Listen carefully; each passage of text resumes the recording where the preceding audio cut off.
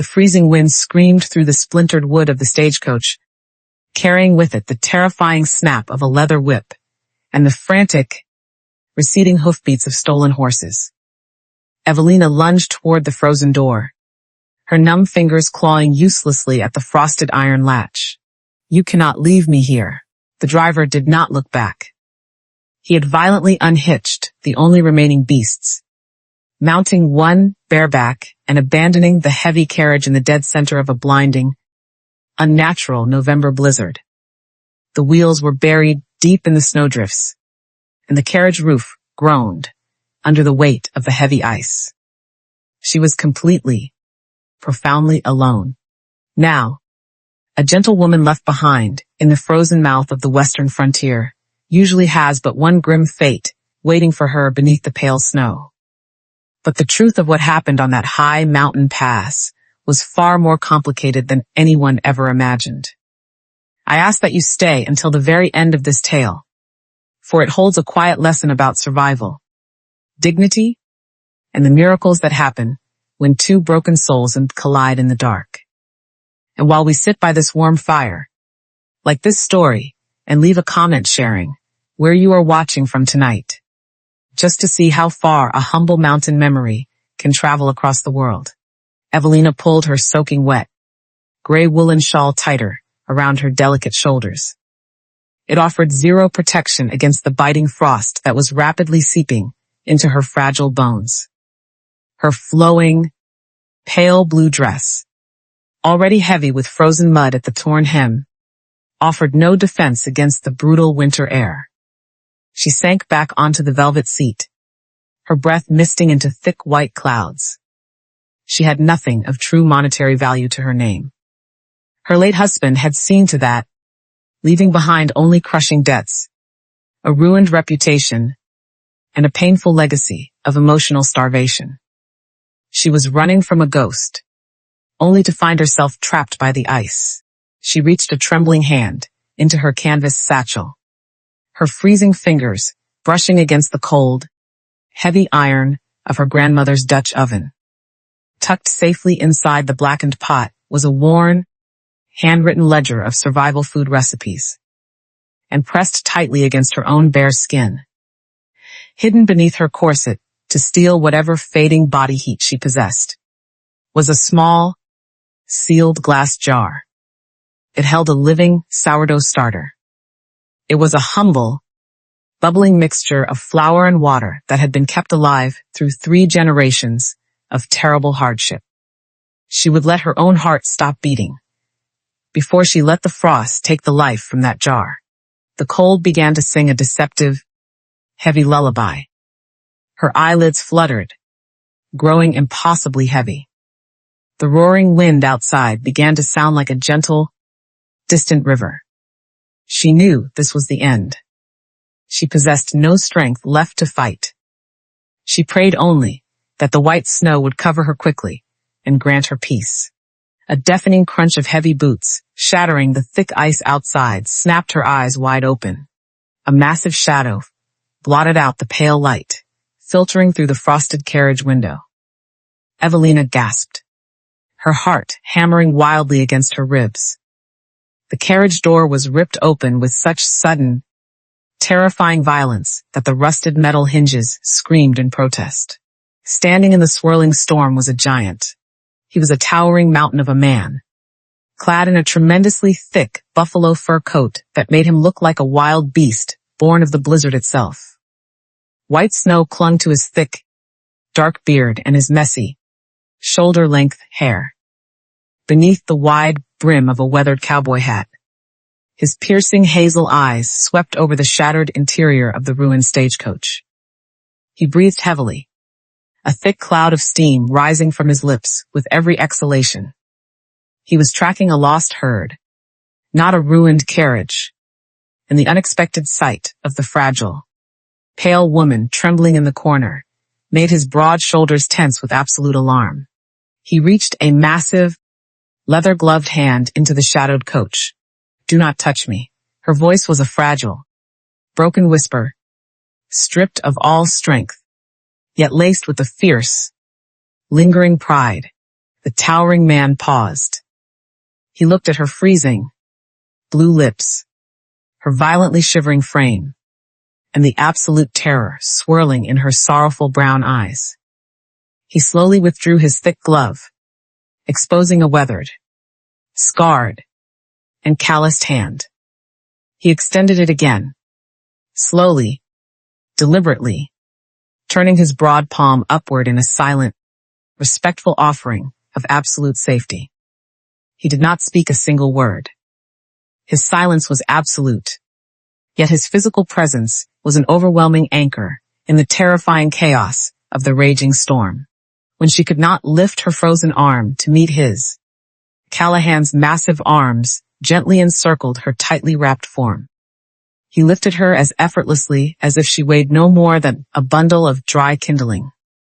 The sheer, overwhelming size of him enveloped her completely, blocking out the terrible wind entirely. She instinctively pressed her cold face into the rough wool of his coarse linen shirt, immediately smelling wood smoke, pine, and worn leather. The terrifying, steady rhythm of his heavy boots crunching through the deep snow lulled her into a dark, dreamless unconsciousness. She did not know how long they walked through the endless white void. She awoke only briefly when a blast of profound, golden heat washed over her freezing face.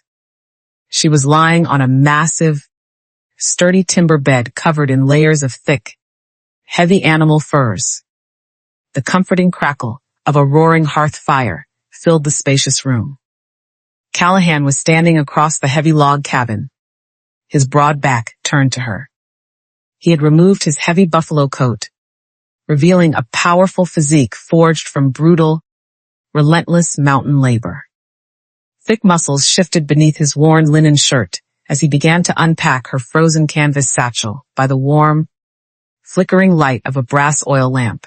Evelina remained perfectly still, watching him through half-closed, exhausted eyes. She expected him to search for silver coins or fine jewelry.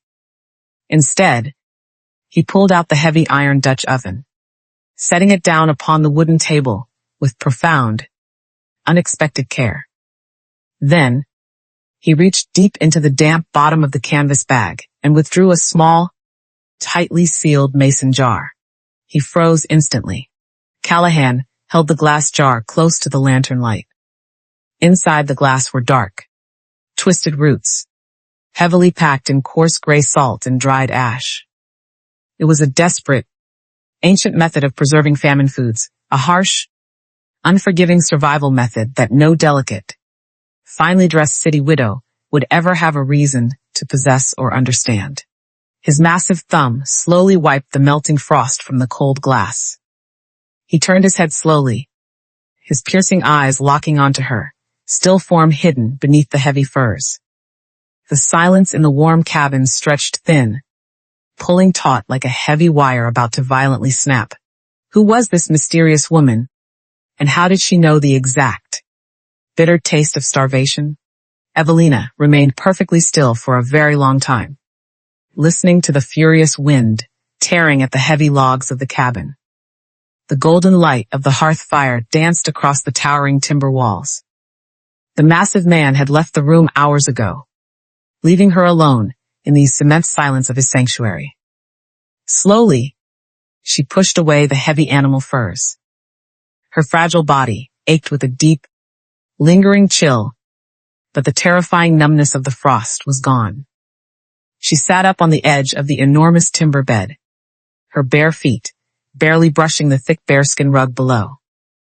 Everything in this room belonged to a giant. The heavy wooden chairs, the massive stone hearth, the thick iron pokers leaning against the bricks. All were crafted for a man of immense physical power. She reached a trembling hand beneath the thick wool blanket where she had hidden her glass jar. The warmth of the heavy furs had done their work. Tiny, gentle bubbles formed along the surface of her sourdough starter. It was alive. A profound sigh of relief escaped her pale lips. A heavy thud echoed from the thick timber door. Evelina instinctively recoiled, pulling her knees to her chest in a desperate attempt to make herself invisible. That was the primary lesson her late husband had taught her. A quiet woman was a safe woman. The heavy iron latch lifted with a loud clank. Callahan filled the doorway, a swirling vortex of white snow trailing behind him. He carried the heavy carcass of a young deer slung casually over one massive shoulder, its dark blood staining the white snow, crusting his heavy buffalo coat. He kicked the heavy timber door shut behind him, sealing out the brutal roar of the blizzard. He did not look at her. He moved with a heavy, purposeful silence, carrying the animal toward a long wooden table positioned near the roaring hearth. He drew a long, heavy hunting knife from the leather sheath at his hip. He began to dress the meat, but his movements were rushed and clumsy. The blinding storm had clearly forced him to finish the hunt prematurely. He sliced too deeply into the hindquarters, letting the precious blood spill uselessly onto the wooden boards, entirely ignoring the vital preservation steps necessary for surviving a long, brutal winter. Evelina watched from the shadows of the bed, her breath catching in her throat. Her heart hammered a frantic rhythm against her ribs. She was terrified of this towering stranger. She was terrified of the dark mountain. But the sight of precious food being wasted triggered a primal, deeply ingrained instinct within her fragile souls.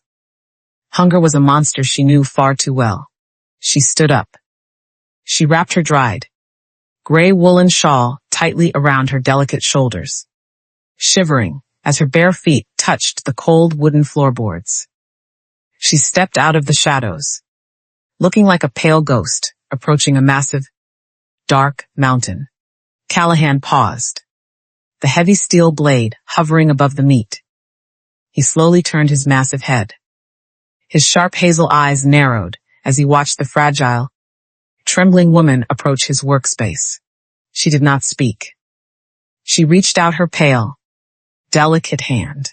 Callahan stared at her small, trembling fingers, then looked up at her sorrowful brown eyes. With deliberate slowness, he reversed his grip on the bone handle and extended the heavy knife toward her. Evelina took the heavy blade.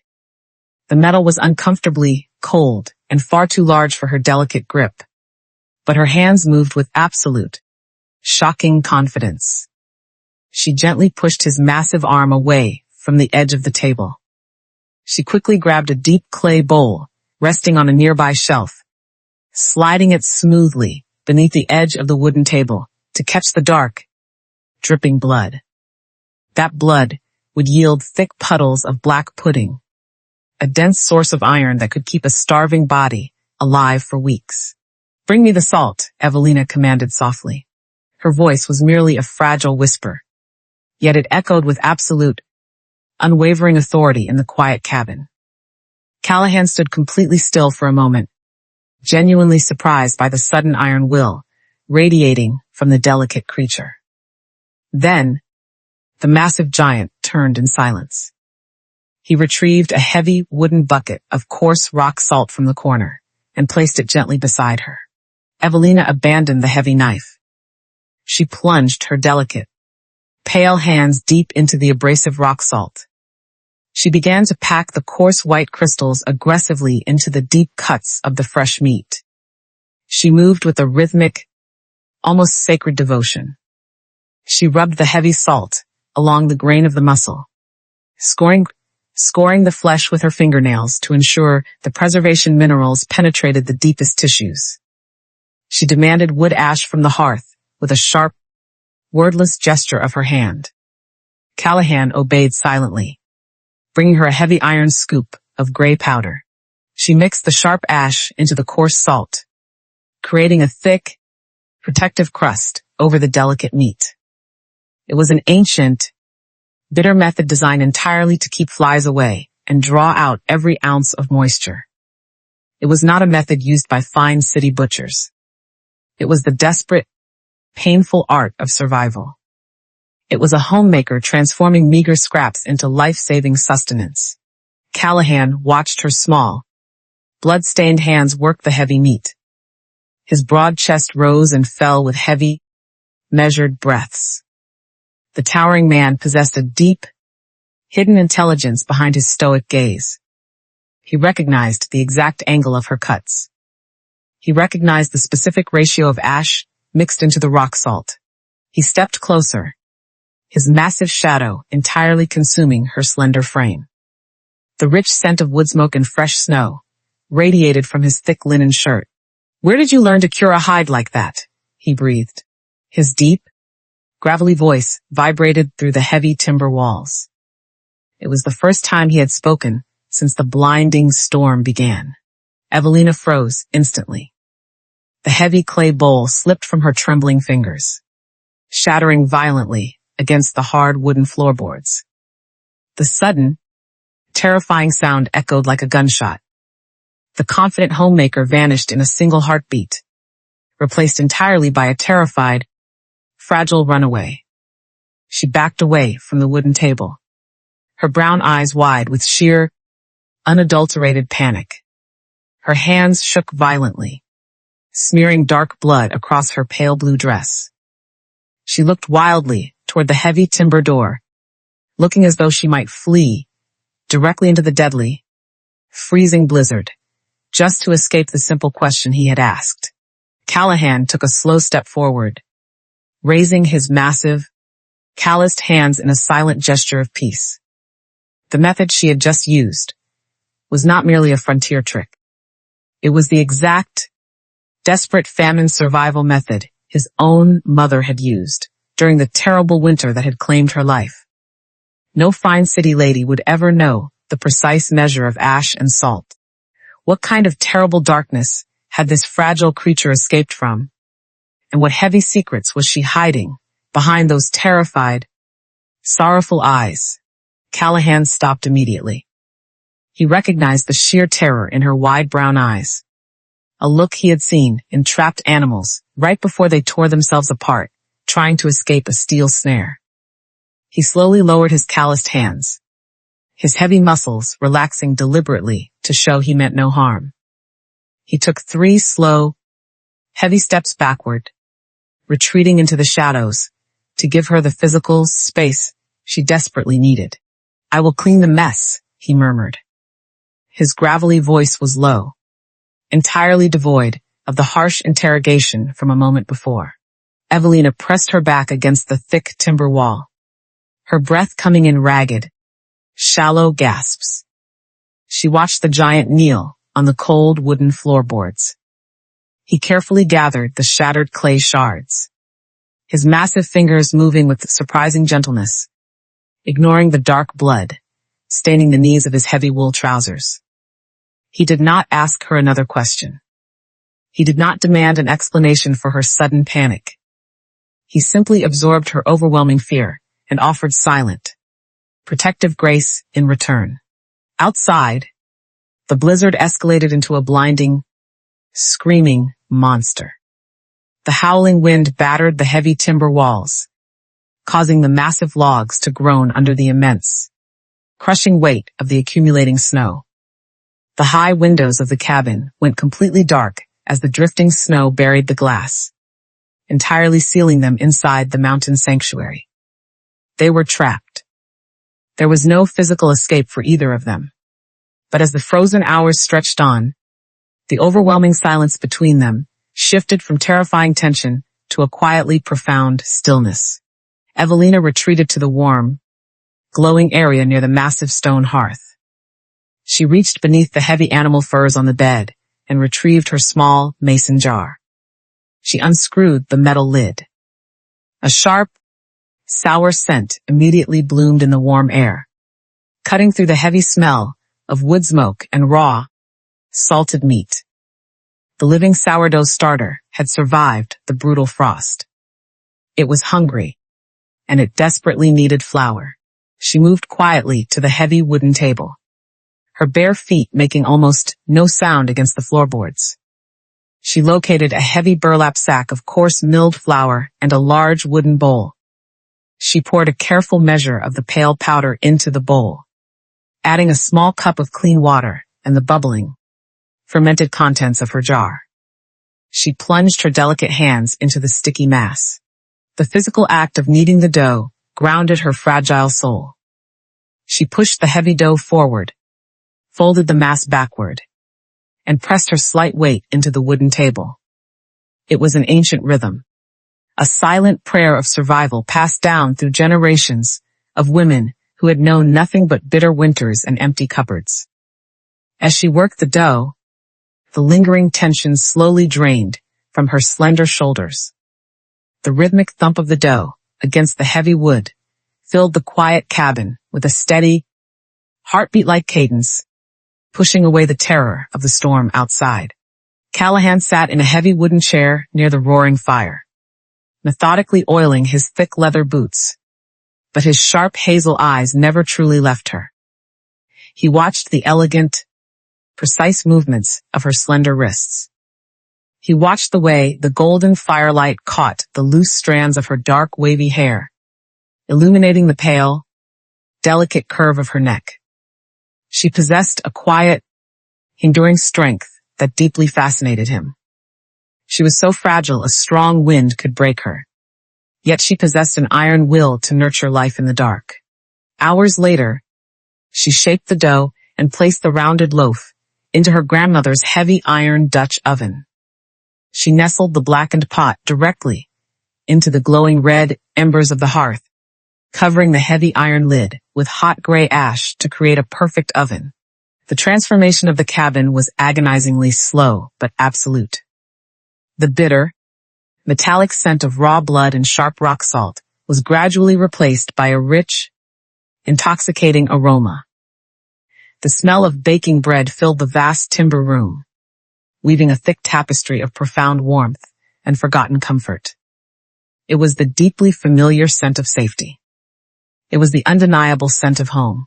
For Callahan, the rich aroma was a devastating blow to his heavily fortified heart. He closed his eyes, his massive shoulders slumping under the weight of a sudden, crushing wave of nostalgia. He had not smelled fresh bread baking in a hearth since the terrible winter that had claimed his family. He had spent years filling his deep-root cellars with dried meat and bitter roots, convincing himself that mere sustenance was enough to keep a man alive. But as the sweet, yeasty aroma settled over his broad shoulders, the towering giant realized he had been starving for years. He had survived the brutal mountain, but his lonely soul had been freezing to death. Evelina carefully pulled the heavy iron pot from the glowing embers using a thick rag. She lifted the heavy lid. A thick cloud of fragrant steam rose toward the dark timber rafters. She tipped the crusty, golden brown loaf onto a wooden cutting board. She did not wait for the bread to fully cool. She took a heavy serrated knife and sliced a thick, steaming piece from the center of the loaf. She walked slowly across the room, her eyes cast downward in quiet humility. She held out the warm bread toward the silenced giant. Callahan looked at the simple offering. He slowly reached out, his massive, scarred fingers brushing lightly against her pale, delicate hand. A sudden spark of profound warmth shot up his arm at the brief, accidental contact. He took the bread. He took a slow, deliberate bite. The outer crust was thick and sharp, while the center was impossibly soft and rich with the sour, complex history of her enduring heritage. It was the most magnificent thing he had tasted in a decade. "Thank you," he whispered, his deep, gravelly voice thick with unspoken emotion. Evelina offered a fragile, hesitant smile. She sat on the edge of the large timber bed, pulling her thin woolen shawl tighter around her delicate shoulders, chewing quietly on her own piece of the bread. The harsh, invisible walls between them had softened, melted by the simple, ancient magic of sharing a warm meal in the dark. Callahan finished the bread, staring deeply into the roaring flames. The heavy storm continued to batter the timber roof, rattling the heavy iron latch of the solid door. "The snow is piling higher than the roofline," he stated quietly, his sharp eyes fixed on the dancing fire. This storm came 3 weeks too early. The valley town below the ridge is completely cut off by the avalanche trails. Evelina stopped chewing. She looked at his broad back, sensing the heavy, terrible burden hidden within his serious tone. They are a mining settlement, he continued, his voice dropping into a somber, sorrowful register. They do not farm the land. They buy their rations from the supply wagons, and those heavy wagons will not get through the narrow pass until the spring thaw melts the ice. They are completely unprepared for a freeze like this.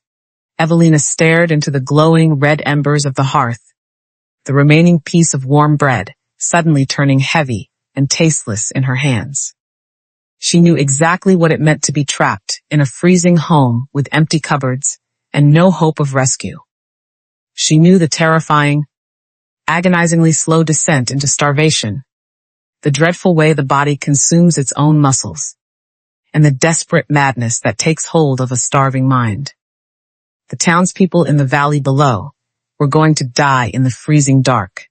She looked around the massive cabin, feeling the profound, protective warmth of the mountain sanctuary the giant had built. She was truly safe here. She finally had absolute warmth, sufficient food, and a powerful protector who asked nothing of her in return. But the loud, screaming ghosts of her own past starvation whispered loudly in her ears, refusing to let her find peace. Would she dare to ask this massive, solitary man to risk everything they had just built, to abandon their absolute safety, and brave the deadly mountain merely to save a town of strangers? Evelina held the heavy brass lantern high as she followed the towering giant down the narrow, creaking wooden steps. The stairs led directly beneath the main floorboards of the cabin into a sprawling, hidden world.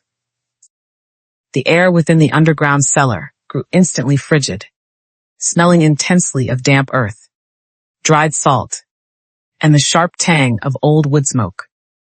The flickering golden light from her lantern slowly chased the heavy shadows into the far corners, revealing a cavernous space carved entirely into the unyielding stone of the mountain.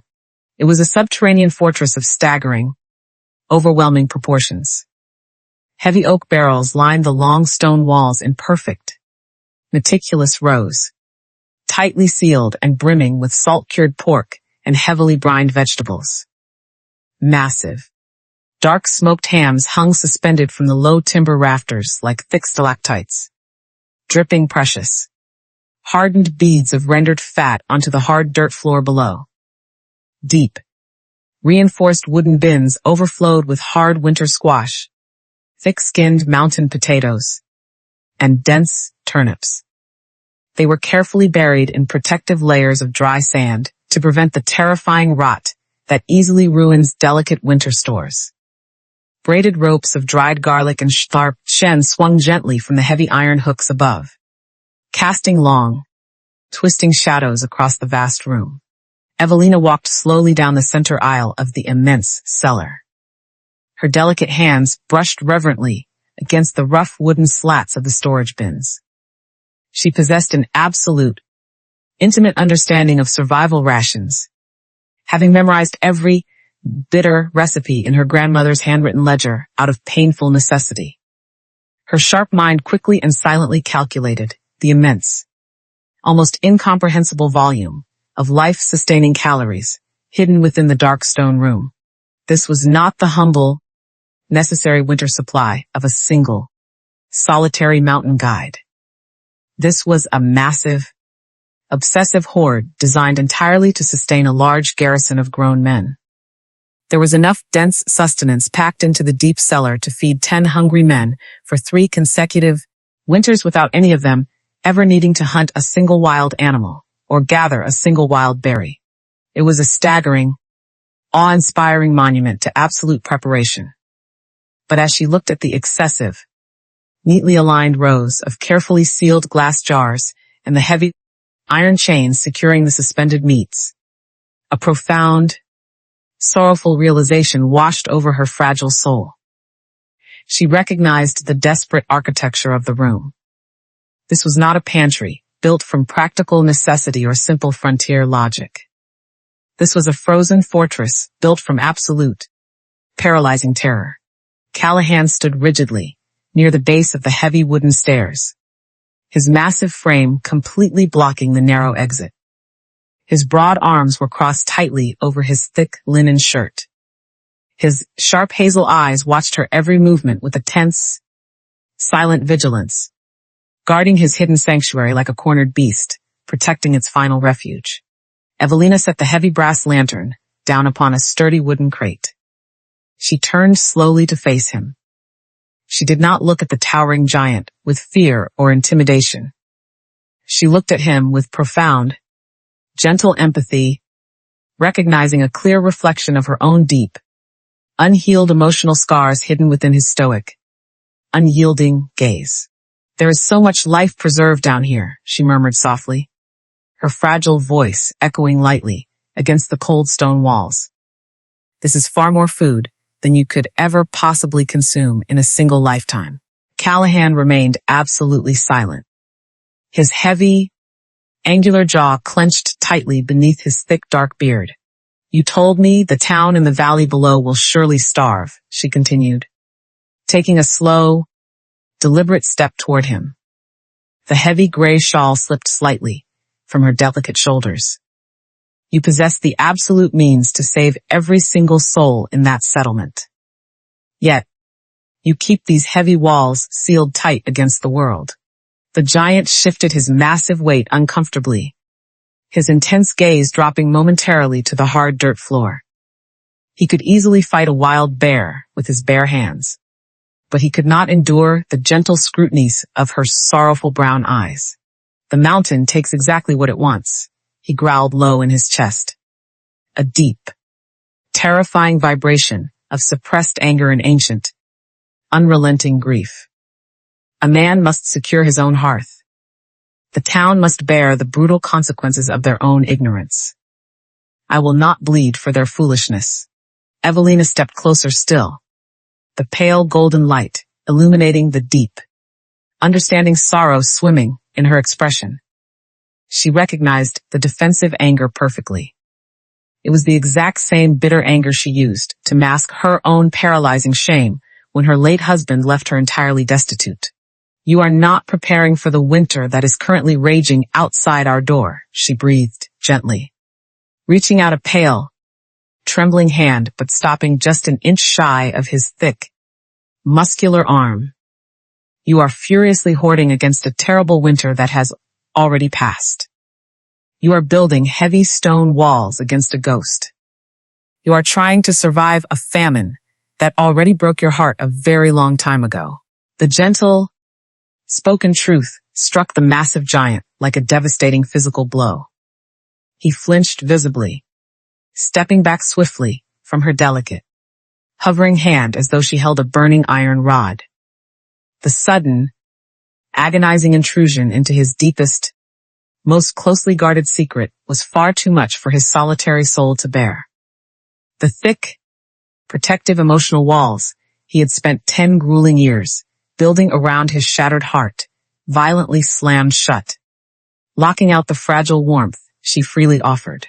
He turned away with terrifying speed, his massive leather boots pounding loudly up the creaking wooden stairs. He fled from the profound vulnerability of the moment, unable to face the reality she had so easily uncovered. By the time Evelina lifted the heavy brass lantern and hurried up to the main floor of the cabin, Callahan had already pulled his massive buffalo fur coat over his broad shoulders. He absolutely refused to look at her. He yanked the heavy iron latch of the thick timber door. The blinding white fury of the roaring blizzard immediately flooded the warm room, sweeping a chaotic swirl of freezing snow across the wooden floorboards. He stepped out into the screaming storm without a single word of farewell, pulling the heavy timber door shut behind him with a deafening slam that shook the entire structure of the cabin. The mountain sanctuary fell into a profound, heavy, and terrifying silence. Evelina stood completely still by the roaring hearth, waiting patiently for his sudden surge of panic to cool.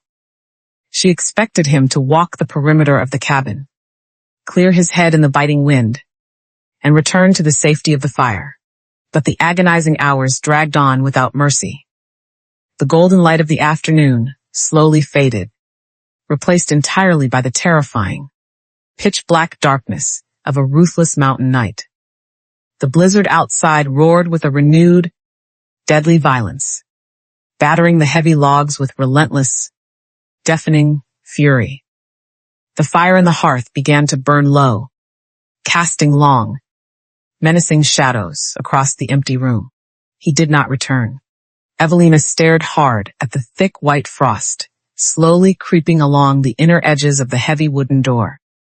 She knew the giant possessed immense physical strength, but absolutely no living man could survive the freezing dark of this terrible storm forever. Her heart hammered a frantic, terrified rhythm against her ribs.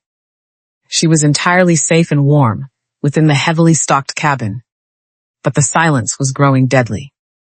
She must decide whether to remain safely by the dying fire, or push open that heavy door and step directly into the deadly, blinding snow to search for the solitary giant who had saved her fragile life. She could not remain safely by the dying fire. The terrifying silence of the empty cabin was far heavier than the howling storm outside. Evelina wrapped her thin gray shawl tightly around her delicate neck. Layering it beneath a thick wool blanket she pulled from the heavy timber bed. She possessed no proper boots, only her thin leather shoes. But the fierce determination burning within her chest warmed her freezing blood. She lifted the heavy iron latch. The wind violently ripped the thick timber door open, throwing her backward onto the floorboards. She fought against the immense pressure, crawling forward until she could push the heavy door shut behind her, sealing herself entirely within the deadly white void. The cold was an absolute physical assault.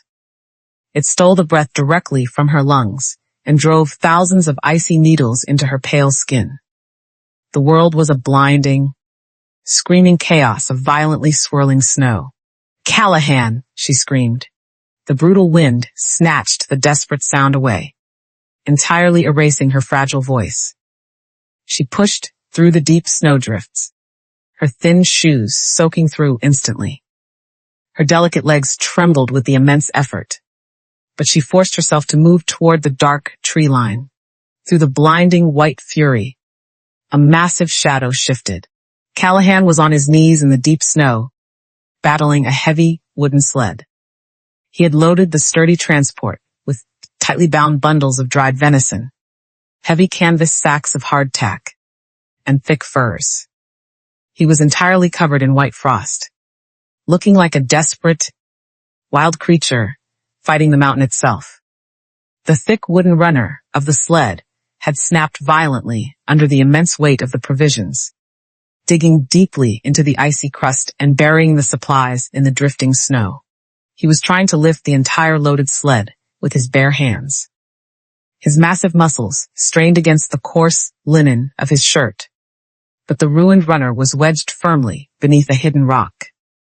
He was exhausting his formidable strength in a futile, solitary battle against the relentless storm. Evelina threw herself forward into the deep drift. She fell beside the towering giant, her fragile hands immediately grabbing the thick hemp ropes binding the heavy load. Callahan jolted violently, turning his massive head.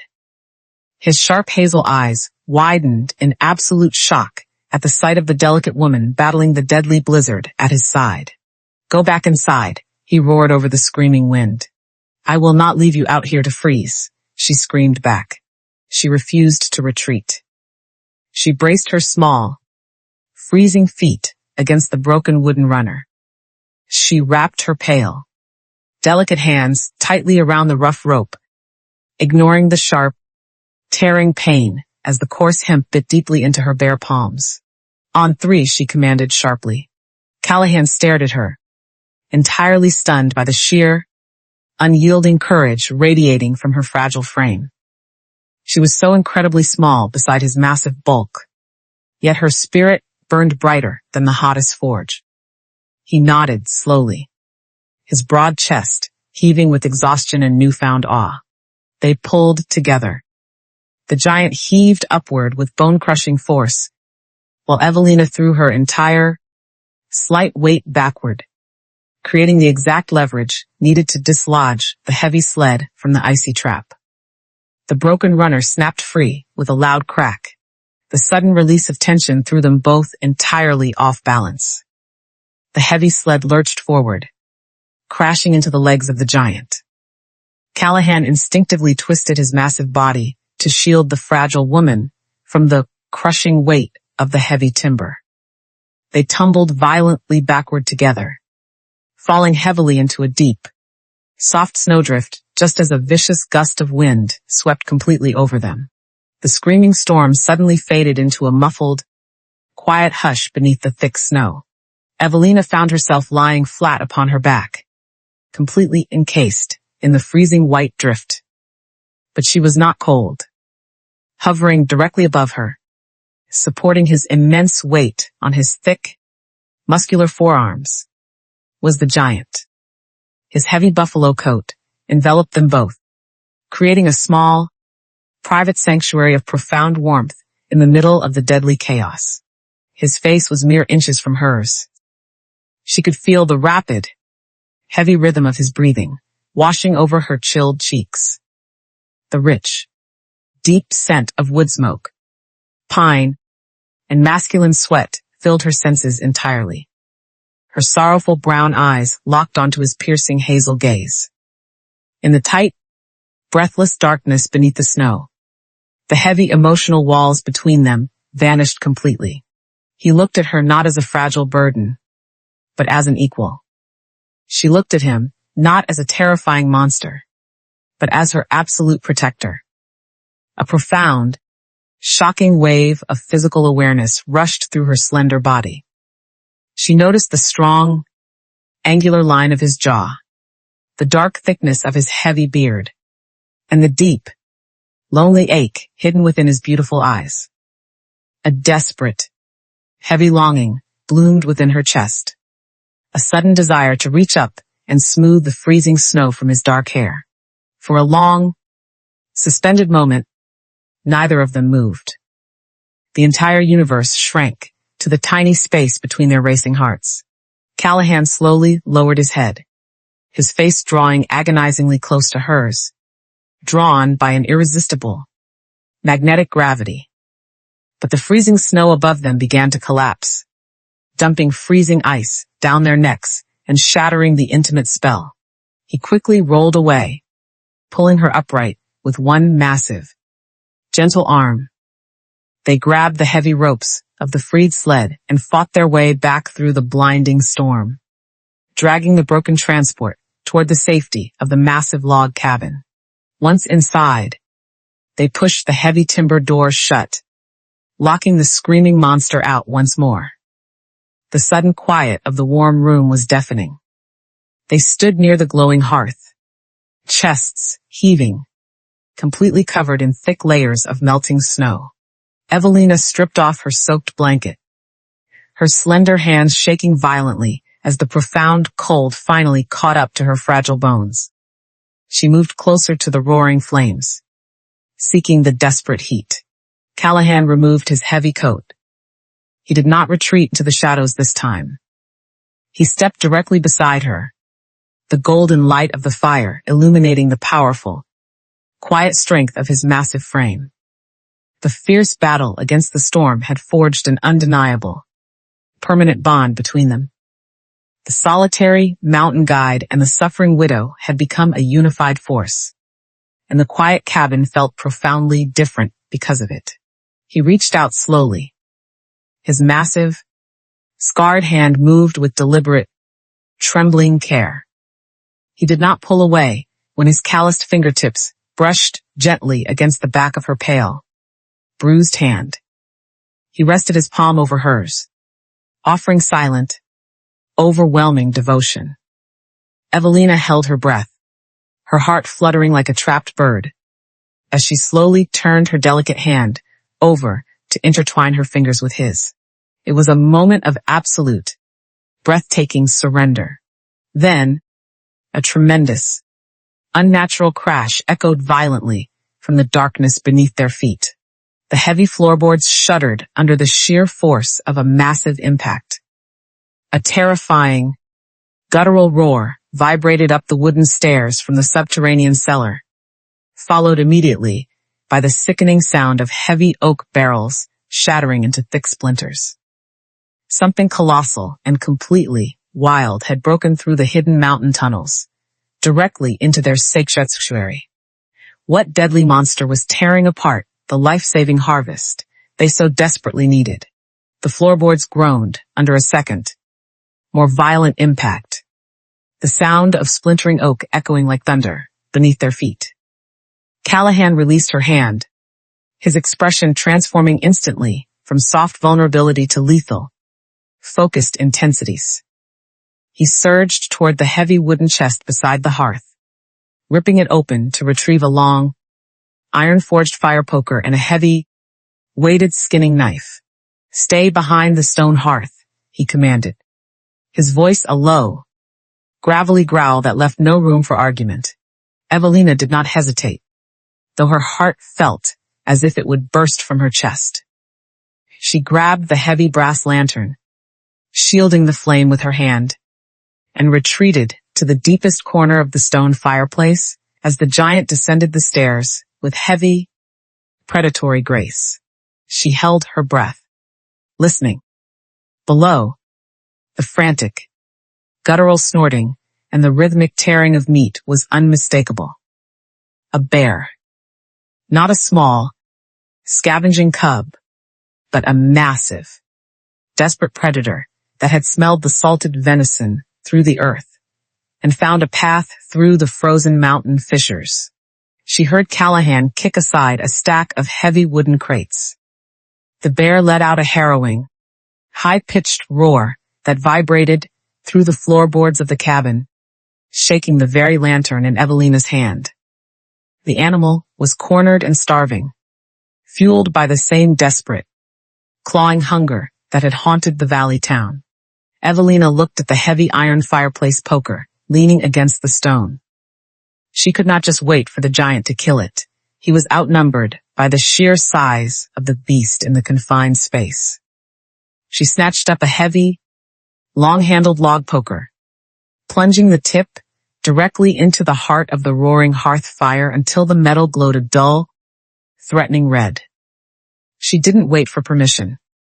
She grabbed the iron handle, ignoring the heat searing her palm through her shawl, and rushed toward the top of the cellar's stairs. She looked down into the dark abyss. The lantern light caught the massive, matted bulk of a grizzly, its fur caked in frozen mud and blood. It was clawing at the shelves, scattering glass jars of preserved roots like toys. Callahan stood between the beast and the main food stores, his large, muscular back arched, the skinning knife glinting in his hand. He was preparing to lunge, but the bear was swiping its massive, lethal paws, forcing the giant back against the cold stone wall. "Callahan," she screamed, her voice cutting through the primal chaos. The giant glanced up for a split second. Evelina swung the glowing, white-hot iron rod with all the strength her fragile frame could muster, driving it into the wooden rafters above the bear. The heated metal caught the dry, aged timber, sending a shower of burning sparks and red-hot embers raining down directly onto the beast's thick, matted hide. The bear shrieked a sound of pure, bewildered pain and bucked, its heavy smashing aside into the side of the root cellar. Callahan took the opening. He moved with a speed that defied his massive bulk. He winced from the eye, driving his knife into the beast's shoulder and forcing it back toward the tunnel opening. With a final, guttural roar, the animal scrambled back into the darkness of the mountain fissure, fleeing the fire and the fury of the human intruders. Callahan slammed his shoulder against the heavy, hidden door that led into the mountain tunnel, throwing the iron bolt into place with a resounding clang. He collapsed against the wood, his chest heaving, his shirt torn to ribbons by the animal's claws. Evelina hurried down the stairs, the heat from the iron rod still radiating against her face. She dropped the rod and rushed to his side. His arms were streaked with deep, bleeding gashes, but his eyes were clear, fixated on her with an expression she had never seen, a mix of shock and profound, dawning adoration. "You could have been killed," he whispered, his voice trembling for the first time. "We are alive," she replied, her own voice shaking. They began to assess the damage. The scene was devastating. Half of the winter stores lay shattered across the dirt floor. Glass shards from the preserves were mixed with the spilled salt, and the air was thick with the smell of ruined, brine-soaked earth. The bear had crushed the primary bins of potatoes, and the precious venison had been dragged through the muck. Callahan stood in the center of the wreckage, his heavy shoulders sagging. He looked at the ruined provisions, the very things he had built his life around, and let out a short, hollow laugh. "It is gone," he said, staring at the shattered remains of his security. "The meat, the bins, the roots. We will not survive the month on what remains." Evelina knelt among the shards, her hands moving through the mess. She was not crying. She was calculating. She reached out and pulled a handful of scattered, dirt-caked pine needles and crushed roots from a spilled bin. She held them up, her eyes bright with a dangerous, beautiful resolve. "The bear did not take everything," she said, her voice steady and clear. "You have spent your life hoarding the bounty of the mountain. Callahan, you have forgotten that the mountain provides in ways you have never dared to look." He looked at her, confused, his brow furrowed. "There is nothing left, Evelina. The mountain is frozen solid. You look for harvest," she whispered, standing up and wiping the dirt from her palms. "I look for the secret medicine of the earth. We will not starve. But to do this, you must stop being a prisoner of your pantry and start being a partner to the land." She turned toward the stairs, leaving the giant among the ruins of his former life. She had a plan, one that would require him to trust her not just with his heart, but with the very survival he had guarded so fiercely. But as she reached the top of the stairs, she felt a wave of dizziness overtake her. The exertion and the shock were finally demanding their price. She gripped the railing, her vision swimming. If she failed to show him the path, he would retreat into his mourning, and the winter would take them both. She had to stay strong, but the hunger, the real, gnawing hunger of the last few days, was beginning to pull her under. Could she teach him the wisdom of the earth before her own strength failed her entirely? The world tilted violently, the wooden floor of the cabin blurring into a dark, spinning void. Evelina swayed, her knees buckling as the exhaustion of the last few days crashed down upon her. Before she could strike the floorboards, a massive, warm arm swept around her waist, lifting her effortlessly against a chest as solid and unyielding as a granite cliff. Callahan held her securely, his breathing ragged. He did not ask if she was injured. He simply carried her toward the hearth, his large boots thumping heavily against the timber floor. He laid her down upon the thick furs near the dying fire, his gaze filled with a desperate, uncharacteristic worry. He looked at her pale, sunken cheeks and her trembling hands, realizing with a jolt of pure guilt that he had allowed her to pour the last of her dwindling strength into protecting his home. "You are fading," he whispered, his deep voice thick with regret. "I have let you starve while I obsessed over empty bins." Evelina blinked, her eyes open, struggling to focus on his concerned face. She reached up, placing a cold, fragile hand against his tanned, stubbled cheek. She felt the heavy heat radiating from his skin. I am merely tired. Callahan, she breathed, her voice a fragile, melodic thread.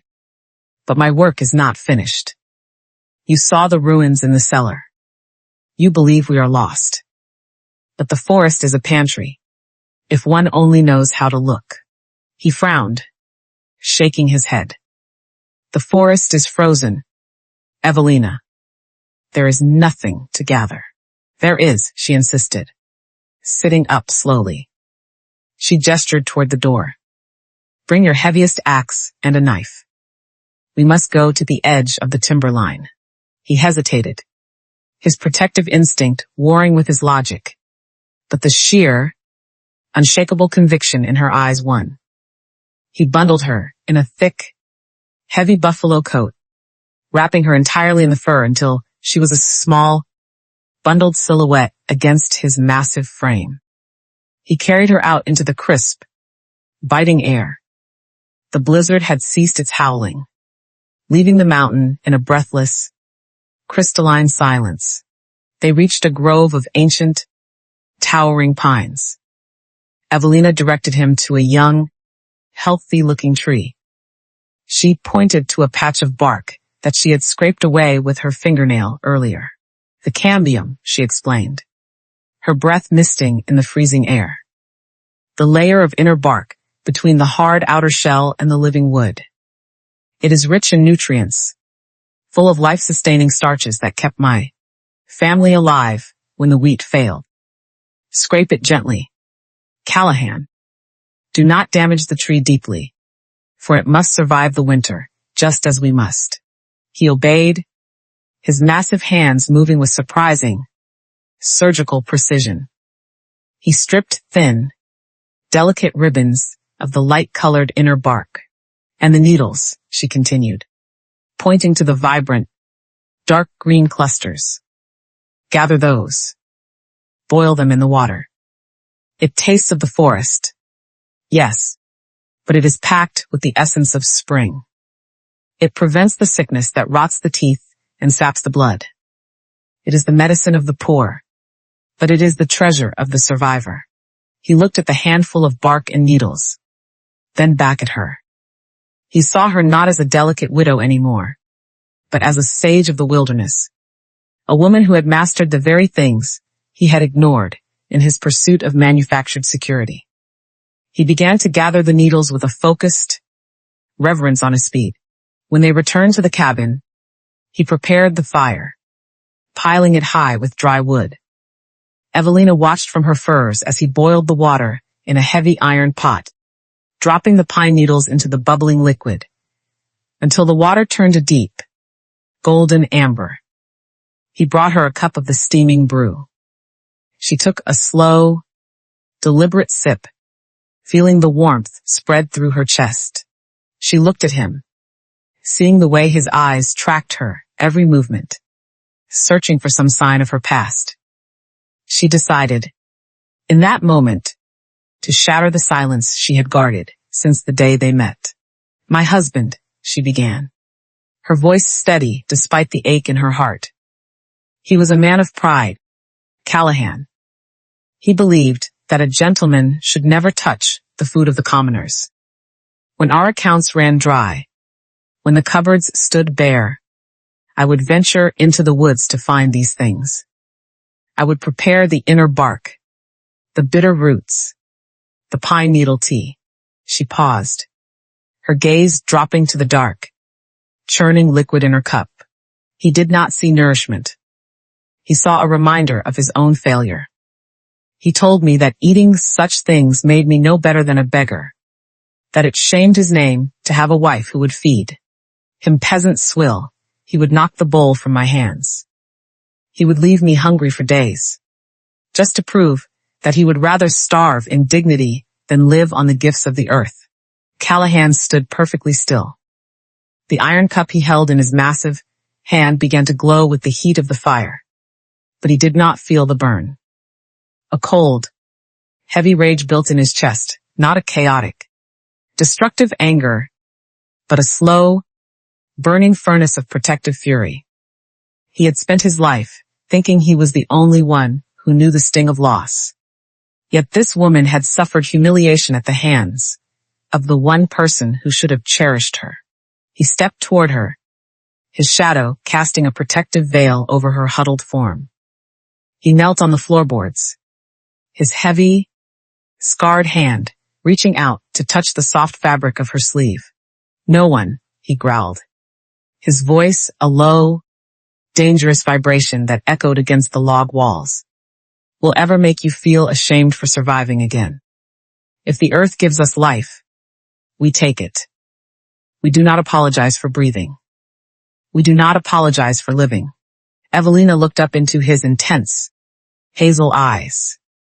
She saw a raw, unshielded vulnerability there. He was not just protecting her body, he was protecting her spirit. He was validating the very thing she had hidden for so long. She leaned forward, the distance between them closing until his warm breath mingled with hers. She felt an overwhelming rush of gratitude, of belonging, of a peace she had never known. She reached out, her pale, slender fingers tracing the thick line of his beard. He leaned into her touch, his eyes closing, a heavy, ragged sigh escaping his lips. In this quiet, warm space, they were no longer a lonely mountain guide and a frightened widow. They were two souls who had finally found an anchor in the storm. Suddenly, the silence outside was broken. A distant, sharp report echoed through the crisp mountain air. It was not the wind. It was a rhythmic, pulsing thud, a signal gun. Callahan jumped to his feet, moving toward the cabin door with the speed of a striking wolf. He threw the heavy timber door wide open, stepping out onto the small wooden porch. Evelina scrambled to her feet, throwing the heavy fur coat around her shoulders, and followed him out into the freezing night. The air was incredibly still, the sky now a tapestry of brilliant, freezing stars. Callahan pointed a large, calloused finger toward the valley below. The town, which had been dark and silent for weeks, was now illuminated by a single, terrifying plume of thick, black smoke rising against the pale moonlight. It was not a chimney fire. It was a massive, desperate signal fire built on the town square, a beacon of human agony piercing the night. Evelina clutched her throat, her heart sinking. The townspeople were not just hungry, they were signaling for help they likely knew would never arrive.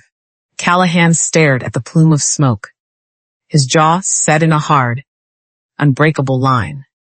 He knew the path down the mountain was treacherous, nearly impassable, and he had spent years avoiding the valley below.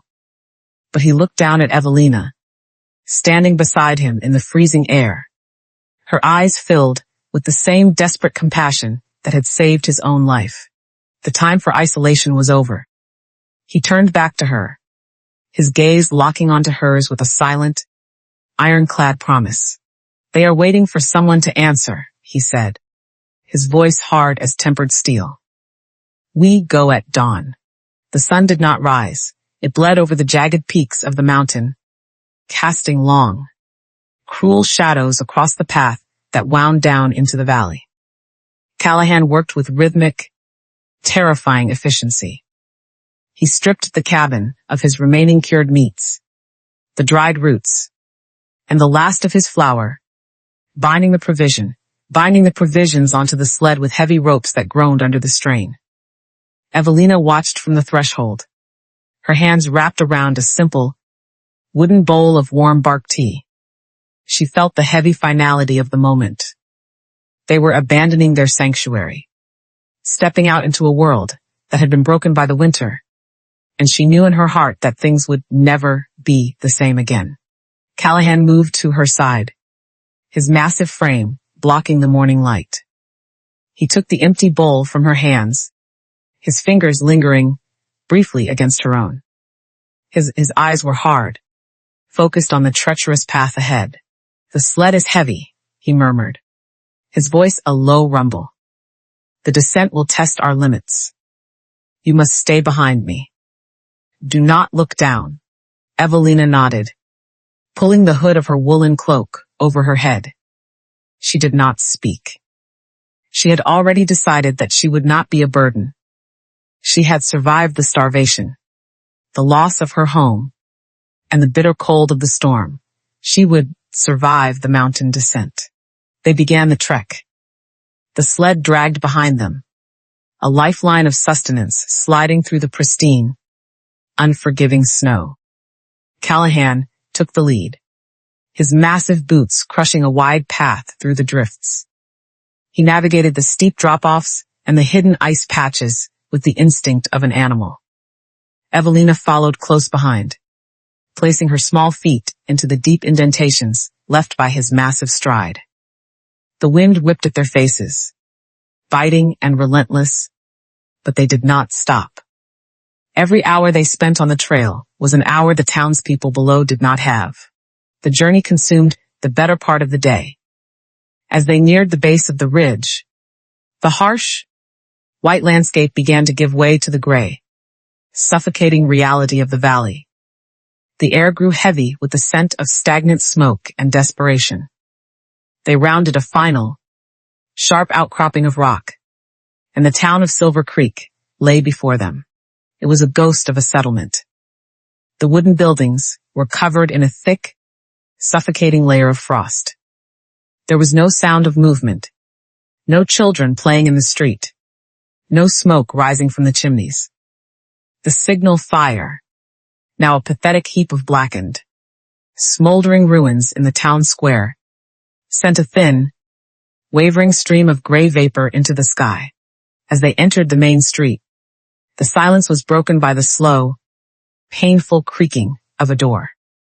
A woman, gaunt and hollow-eyed, stepped onto the porch of the general store. She stared at the giant man and the petite woman pulling the heavy sled, her eyes widening in a mixture of disbelief and frantic hope. "Food," she whispered, her voice a dry, rasping sound that tore at the silence. Within moments, the street began to fill with the living dead. Men with sunken cheeks, women wrapped in thin, ragged blankets, and children who leaned heavily against the sides of the buildings that emerged from the shadows. They did not rush. They had no energy for it. They simply gravitated toward the sled like iron filings to a magnet. Callahan stopped the sled in the center of the square. He stood tall, his massive arms crossed over his chest, his presence creating an immediate, protective wall around the provisions. He was a terrifying, towering sentinel, his gaze scanning the gathering crowd for any sign of malice. Evelina stepped forward, her heart aching for the suffering etched into every face before her. She did not see beggars. She saw mothers who had run out of milk, fathers who had exhausted their pride, and souls who had been pushed to the very edge of human existence. She turned to face the assembly, her voice clear and carrying through the biting, stagnant air. "I am Evelina," she declared, her posture straight and commanding. "And this is Callahan. We have brought enough to sustain you, but there must be order. If you hoard, you fail. If you share, we endure." The crowd murmured, their eyes darting between the towering giant and the fragile woman. The authority in her voice startled them. They had expected a chaotic scramble for the food, but Evelina offered something more valuable than just calories. She offered a plan. She directed the strongest men, whose strength was failing, but not yet gone, to clear the largest warehouse in the town square. She commanded the women to gather the communal pots and firewood from the surrounding outbuildings. She began to sort the supplies on the sled, designating portions for the sick, the elderly, and the children. She used the knowledge she had carried from her grandmother's ledger, instructing them on how to stretch the flour, how to boil the roots to remove their bitterness, and how to maintain the heat so that no warmth was wasted. Callahan remained at her side, his presence a constant, reassuring weight. Whenever a man moved too quickly, or a hand reached out in desperation, a simple, cold look from the giant was enough to restore order. He became the foundation upon which Evelina built her structure. As the communal pot began to bubble, releasing the rich, nourishing scent of bone broth and winter vegetables into the freezing street, the transformation in the town was palpable. Shoulders began to unhunch. Tears tracked through the grime on tired faces. They were no longer dying alone in their houses. They were becoming a community again. The sun finally dipped below the horizon, and the cold deepened. But for the first time in weeks, there was a faint flicker of life in Silver Creek. Evelina stood by the large iron pot, ladling the broth into chipped bowls, her face illuminated by the firelight. She looked up at Callahan, a small, weary smile gracing her lips. He watched her, his expression unreadable, but his eyes held a softness that spoke volumes. He had watched her move through the broken people with a grace that transcended the hunger, turning their desperation into disciplined survival. Their peace was interrupted by the heavy, measured thud of boots on the frozen boards. A man emerged from the darkness of the tavern. He wore a heavy wool coat of expensive make, his face smooth and well-fed despite the winter, his eyes darting with a sharp, predatory calculation. Silas Thorne, the town's wealthiest merchant, walked directly to the front of the line, ignoring the weary glare of the townspeople. He approached the rationing station, his gaze fixing not on the broth, but on the remaining stores still piled on the sled. "You have done a fine thing, miss," he remarked, his voice smooth and oily. "But the town's reserves belong to the council. By rights, the remainder of these goods should be moved to my warehouse for safekeeping." He stepped closer to the pot, his hand reaching for the ladle. "This distribution is inefficient. I will take charge of the inventory." Callahan shifted, his massive bulk sliding between the merchant and the food. He did not say a word, but his hand moved to the hilt of his knife. The temperature in the square seemed to plummet as the giant looked down at the merchant. Silas Thorne flinched, his bravado wavering, but his eyes remained locked on the supplies. He was not looking for safety. He was looking for leverage. What were the hidden depths of his greed? And how far would he go to seize control of the only hope the starving town had left? The air in the square grew deathly still. The only sound, the crackling of the nearby fire and the frantic, shallow breaths of the starving townspeople. Silas Thorne's face flushed a deep, mottled red, his eyes narrowing into slits of pure, calculated malice. He had expected the giant to bow to the perceived authority of a man with coin and influence. He had not expected the lethal, unblinking wall of muscle that now stood between him and the remaining stores. Callahan did not shout. He did not issue threats or boast of his own strength. He simply stood, a massive, immovable monolith of bone and sinew, his gaze locked onto the merchant with a cold, terrifying intensity that promised absolute devastation to anyone who dared to cross him. The giant slowly withdrew his hunting knife from its leather sheath. The sound of the steel leaving the leather was a sharp, biting rasp that sliced through the heavy tension of the square. Without shifting his gaze from the merchant, Callahan leaned forward, the tip of the long blade dragging through the frozen, packed snow. He moved with deliberate, agonizing slowness, carving a deep, jagged line in the earth that encircled the sled, the rationing pots, and the small workspace Evelina had established. He finished the circle, straightened his massive frame to his full, daunting height, and sheathed the knife with a metallic click that echoed like a hammer strike. "This is the line," Callahan stated, his voice a low, gravelly vibration that seemed to shake the very foundations of the surrounding buildings. No man, regardless of his status, his coin, or his greed, shall cross this boundary. The food belongs to the hungry. It is distributed by her. He gestured a large, scarred hand toward Evelina. And it will be defended by me. Silas Thorne took a reflexive step back, his boots stumbling over the uneven ice. He looked around, hoping to see the townspeople rally to his defense, to their supposed leader. But he found only cold, judgmental stares. The people of Silver Creek saw the contrast clearly. The man who had hidden his own barrels while they withered away versus the strangers who had descended from the mountain to offer everything they possessed. The town's loyalty shifted in that singular, quiet heartbeat. Evelina stepped forward, her pale, delicate hand resting lightly upon Callahan's arm. She felt the rigid tension in his muscles, the way his body remained coiled, ready to spring into violence should the merchant move again. She stood within the circle he had drawn, protected not just by his strength, but by the undeniable, public declaration of his allegiance. For the first time in her life, the crushing, hollow ache of being disregarded by society was replaced by a profound, warming sense of belonging. She was not merely a widow or a refugee.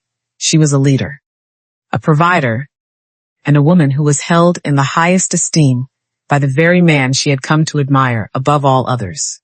You have no authority here, Thorne, Evelina said, her voice clear and resonant, carrying across the square with an authority that stunned even her. You have squandered your opportunity to lead by choosing the safety of your own warehouse over the lives of your neighbors. Step back. He winced from the ache, or accept that you will no longer be considered a part of this community. The merchant's jaw worked, his face twisting with humiliation as he realized he had lost the battle for the town's spirit. He looked at the faces of the people, seeing no support, only the hard, hungry reality of their survival. He sneered, a sharp, ugly sound, and turned on his heels. He did not leave with dignity. He slunk away into the shadows of the darkened alleyways, his expensive coat billowing behind him like the wings of a scavenger. The tension in the square dissipated as quickly as it had arrived, replaced by the mundane, rhythmic sounds of the rationing effort. The townspeople returned to their places in the line, their movements a little lighter, their spirits lifted by the sight of the merchant's defeat. As the night deepened, Evelina continued her work, but her mind drifted to the man standing guard at her side. She looked up at Callahan, whose eyes remained fixed on the perimeter of the square, his vigilance never wavering. He was a man who had lived in total isolation, a man who had once believed that his survival depended on being alone. Yet here he was, fighting for the dignity of a town he had never claimed. You risked everything for them, she whispered, handing him a bowl of broth. Callahan took the bowl, his fingers brushing hers, a spark of intimacy arcing between them that had nothing to do with the freezing cold.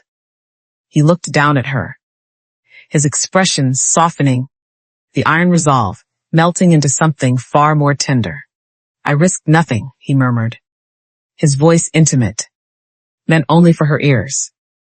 I came down for the provisions. I stayed for you. The admission hung in the air, a profound declaration that anchored her in a way no promise ever had. She felt the heat of the fire, the warmth of the broth, and the overwhelming, terrifying, and beautiful weight of his devotion. They had carved a sanctuary out of the chaos, a place of order and fairness where none had existed before. But the night was long, and the shadows of Silver Creek were deep, deep within the damp, secluded cellar of the town's silent tavern. Silas Thorne stood in the center of a small, desperate circle of men. They were the men who had once looked to him for direction, the ones whose loyalty was bought with favors and fear. Their eyes were dark with resentment, and their hands were clenched into white-knuckled fists. The giant and the woman have stolen our birthright, Silas hissed, his voice dripping with venom. They have turned the town against us with their charity. We cannot let them continue to control the flow of the supplies. They are weak, despite the man's size. They believe they are untouchable, but every mountain has a way to crumble. He leaned closer to the flickering lantern, his shadow casting a grotesque, distorted shape against the rough-hewn stone. The water supply is already thinning, he continued, a thin, cruel smile spreading across his lips. If we cannot seize the food, we shall ensure that the food becomes their undoing.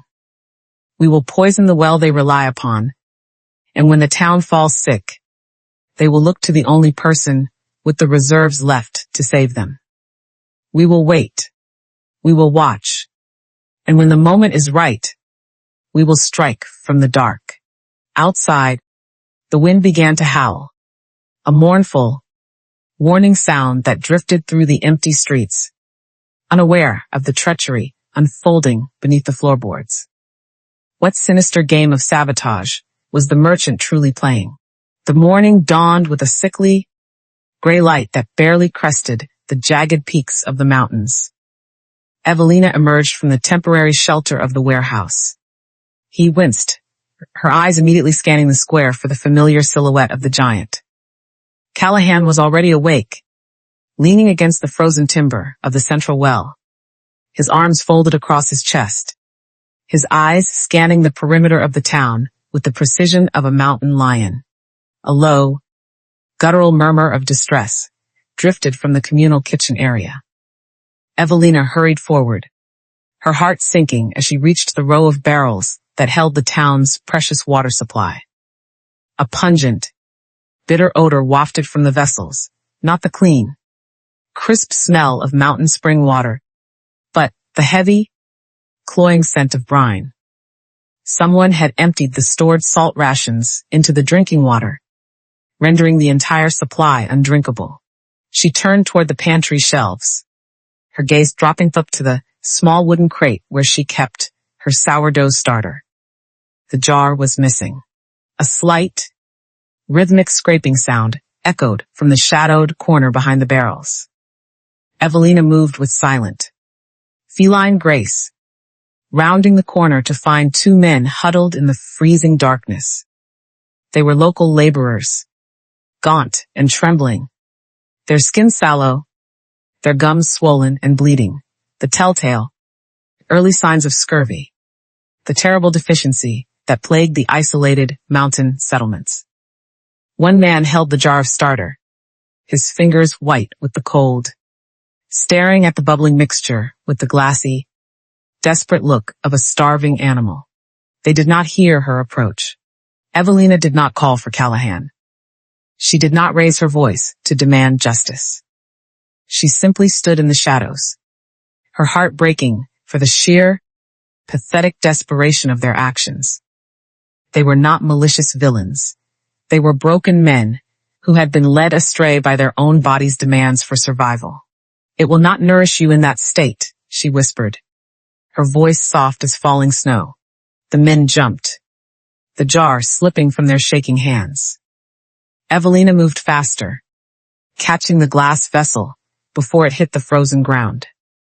She cradled the jar against her chest, looking down at the two men who had collapsed to their knees in terror, expecting the heavy boot of the law or the crushing wrath of the giant. "You are suffering," she continued, kneeling on the hard, packed earth beside them.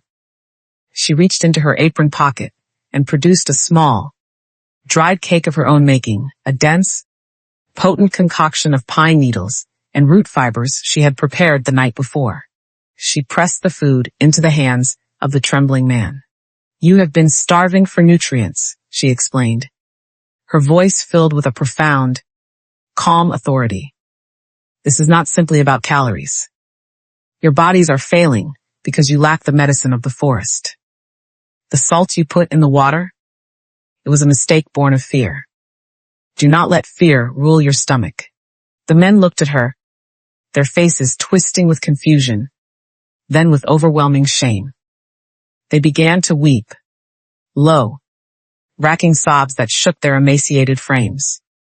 They had expected punishment, expected the cold indifference of a world that had forgotten them. Instead, they had found grace. Callahan stepped around the corner, his hand resting on the hilt of his knife. He had heard the commotion and had come prepared to extinguish a threat. He stopped dead. He saw the two men kneeling, their shoulders hunched in grief. And he saw Evelina sitting with them in the dirt, sharing her last reserves of medicine.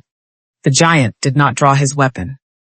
He let his hand fall to his side, his posture relaxing, though his eyes remained wide with a mix of shock and dawning, fierce awe. He had spent his life believing that strength was the only currency the mountain respected. He had seen the world in terms of predators and prey, of hoarders and the scavengers. He had never seen someone offer mercy to the very people who had sabotaged their only hope. Evelina stood, helping the men to their feet. She did not lecture them. She simply pointed toward the communal fire. Go. Take your portion of the broth. You are not enemies here. You are neighbors. The men stumbled away. Their heads hung low, their path toward the square, silent and contemplative. Callahan moved to her side, his shadow consuming her. But his touch, when he placed a massive, calloused hand on her shoulder, was as light as a feather. They tried to steal our foundation, he murmured, his voice thick with a confusing, warring sense of disbelief. They tainted the well. Why did you not let me deal with them? Evelina turned, looking up into his piercing hazel eyes. Because, Callahan, if we rule by the sword, we become the very thing we are trying to escape. They are sick, not evil. Healing them is the only way to save the town. If they are well, they are part of the solution. If they remain broken, they are only victims of the merchant's lies. He looked at her for a long time, the silence stretching between them. He realized then that she was the strongest person he had ever met. Her strength was not the explosive power of his own muscles, but the quiet, unyielding resilience of a spirit that refused to be hardened by the cruelty of the world. He leaned down, his forehead resting gently against hers. It was a gesture of total surrender, a silent acknowledgement that he followed her lead, not just in the rationing, but in the unfolding landscape of his own heart. I need to provide, he whispered, his voice intense. The broth is thin. We need more protein. The elk herd has moved to the lower ridge. I can track them, but I must leave you here to manage the town. Evelina felt a sharp, sudden pang of fear at the thought of him venturing out into the high, dangerous peaks alone, but she knew the wisdom of his words. The town needed sustenance that no flour sack could provide. She nodded, her hands smoothing the front of his coarse linen shirt. Go, she replied, her voice firm. But return to me. I will, he promised. He turned at dawn. He left the town with his heavy pack and his rifle, his massive silhouette fading into the swirling mists of the upper slopes. But as the day wore on, an unnatural, heavy silence settled over Silver Creek. The birds stopped singing. The wind died down to a breathless, suffocating hush. Evelina stood in the square, watching the tree line where he had disappeared. A cold, creeping dread coiling in her stomach. Why did the mountain feel so suddenly, terrifyingly empty? The shadows in Silver Creek lengthened, stretching like dark fingers across the frozen square. Evelina stood by the threshold of the warehouse, her eyes fixed on the ridge where the gray mist clung to the pines. Hours had bled into one another, and the cold was deepening. Every breath she drew felt sharp, like a needle of ice. But the gnawing ache in her chest, a terrifying, hollow void, was far worse than the winter air. She had paced the length of the square until her feet were numb, her gaze never wavering from the mountain trail. He should have returned by midday. Callahan was a master of the terrain, a man who possessed an uncanny sense for the shifting weather and the movement of the herds. He would not have stayed out in the biting wind by choice. A realization, cold and absolute, crystallized in her mind. He was in trouble. She did not waste a moment. She moved through the town with a focused, desperate energy, rousing the blacksmith and the sawmill foreman. They were strong men, the ones who had been fed by her broth and regained their vitality. She told them what she feared, her voice steady, even as her hands trembled. They looked at the darkening mountain with hesitation, but when they saw the fierce, unyielding resolve in her eyes, they grabbed their lanterns and their heavy ropes without further protest. They climbed for hours. The path was slick with black ice, and the wind howled through the granite canyons like a mourning spirit. Evelina led them, her cloak whipping about her, her lungs burning with the exertion. She called his name, her voice cracking against the immense, indifferent vastness of the rock face.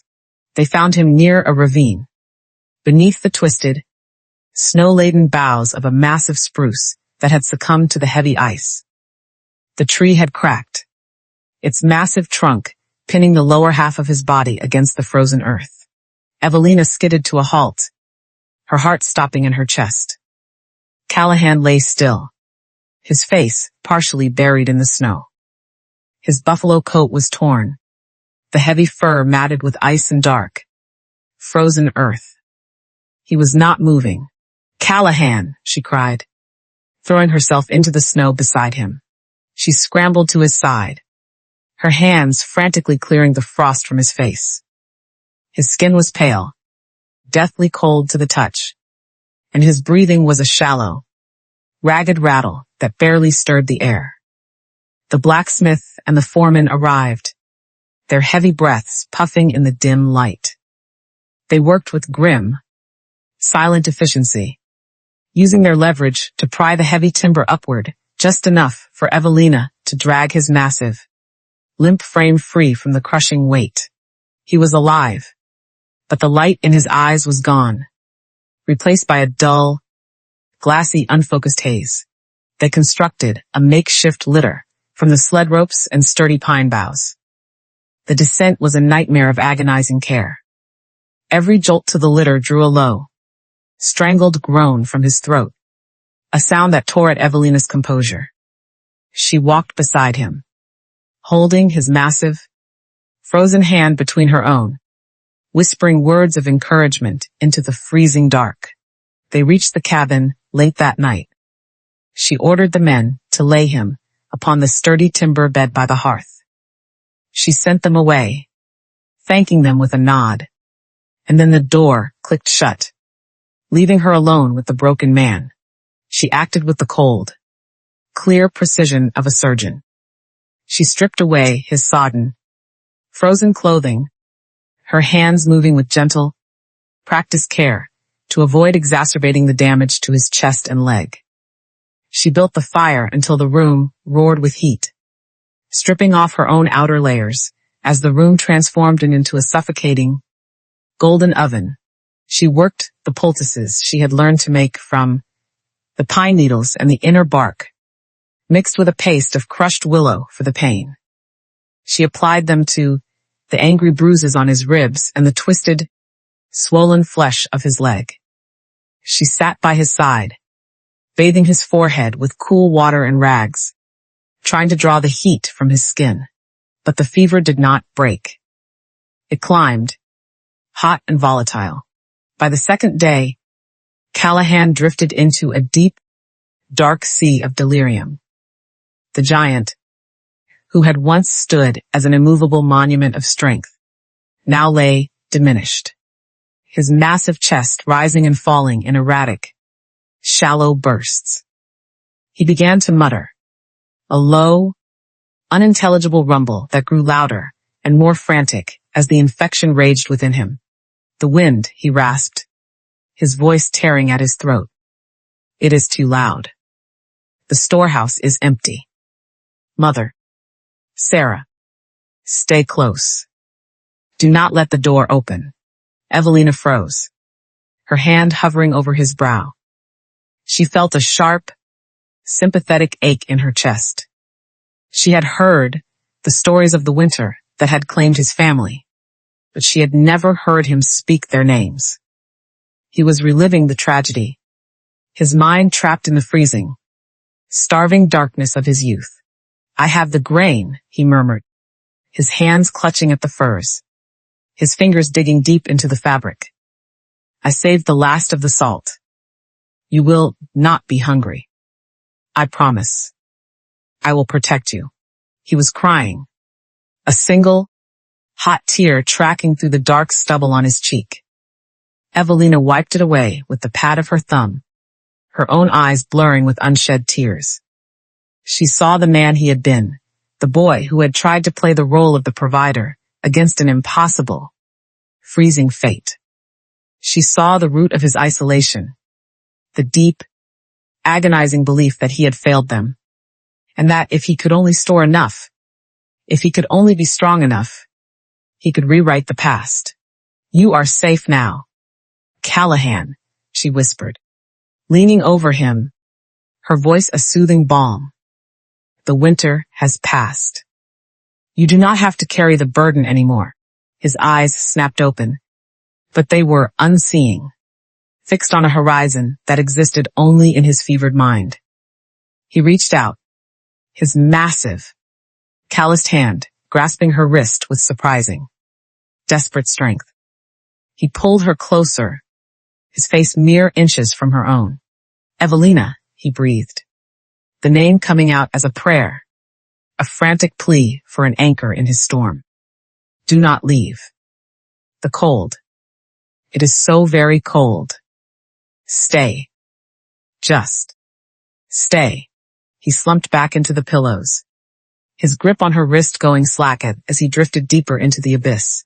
Evelina sat there, trapped in the suffocating heat of the room, her heart shattered and rebuilt in the span of a heartbeat.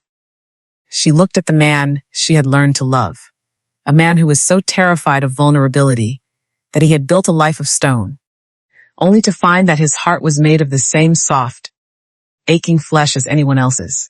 She held his hand, vowing to keep her vigil until the darkness retreated. She would nurse him through the fever, through the madness, and through the pain. But as the fire crackled and the shadows danced upon the walls, she found herself wondering about the dawn. When the fever finally broke, when the fog of his delirium lifted, and he returned to the world of the living, would he remember the names he had called out? Would he remember the desperate, exposed truth of his own soul? Or would he retreat once more behind the impenetrable, silent walls of the giant? The fever broke in the dark, silent hours of the morning, leaving Callahan washed clean in a cold, heavy sweat. He drifted back to the surface of consciousness, his mind sluggish and thick with the lingering residue of his nightmares. The cabin was unnaturally still, the only sound the steady, rhythmic ticking of the wall clock and the crackling of the dying embers in the hearth. He tried to shift his weight, to push himself up from the mattress, but his massive body felt weighted down by leaden chains. His muscles, usually quick to respond to his slightest command, refused to obey. A profound, suffocating wave of frustration crashed over him. He was a man of the mountain, a man defined by his physical capacity to endure, to hunt, and to protect. Now, he was reduced to a state of complete, infantile helplessness. He gritted his teeth, the muscles in his jaw bulging, and forced his arms to bear his weight. He made it perhaps 2 inches before his strength deserted him entirely, and he collapsed back onto the furs with a harsh, strangled breath. A soft rustle of fabric sounded from the shadows. Evelina moved into the periphery of his vision, her silhouette illuminated by the rising sun filtering through the small window. She did not rush to his side to coddle him. She walked with a quiet, deliberate composure, carrying a wooden bowl that emitted a rich, savory steam. She sat on the edge of the bed, her movements fluid and practiced. She placed a cool, damp cloth against his forehead, her touch lingering for just a second too long. "Do not fight it," she murmured, her voice steady and calm.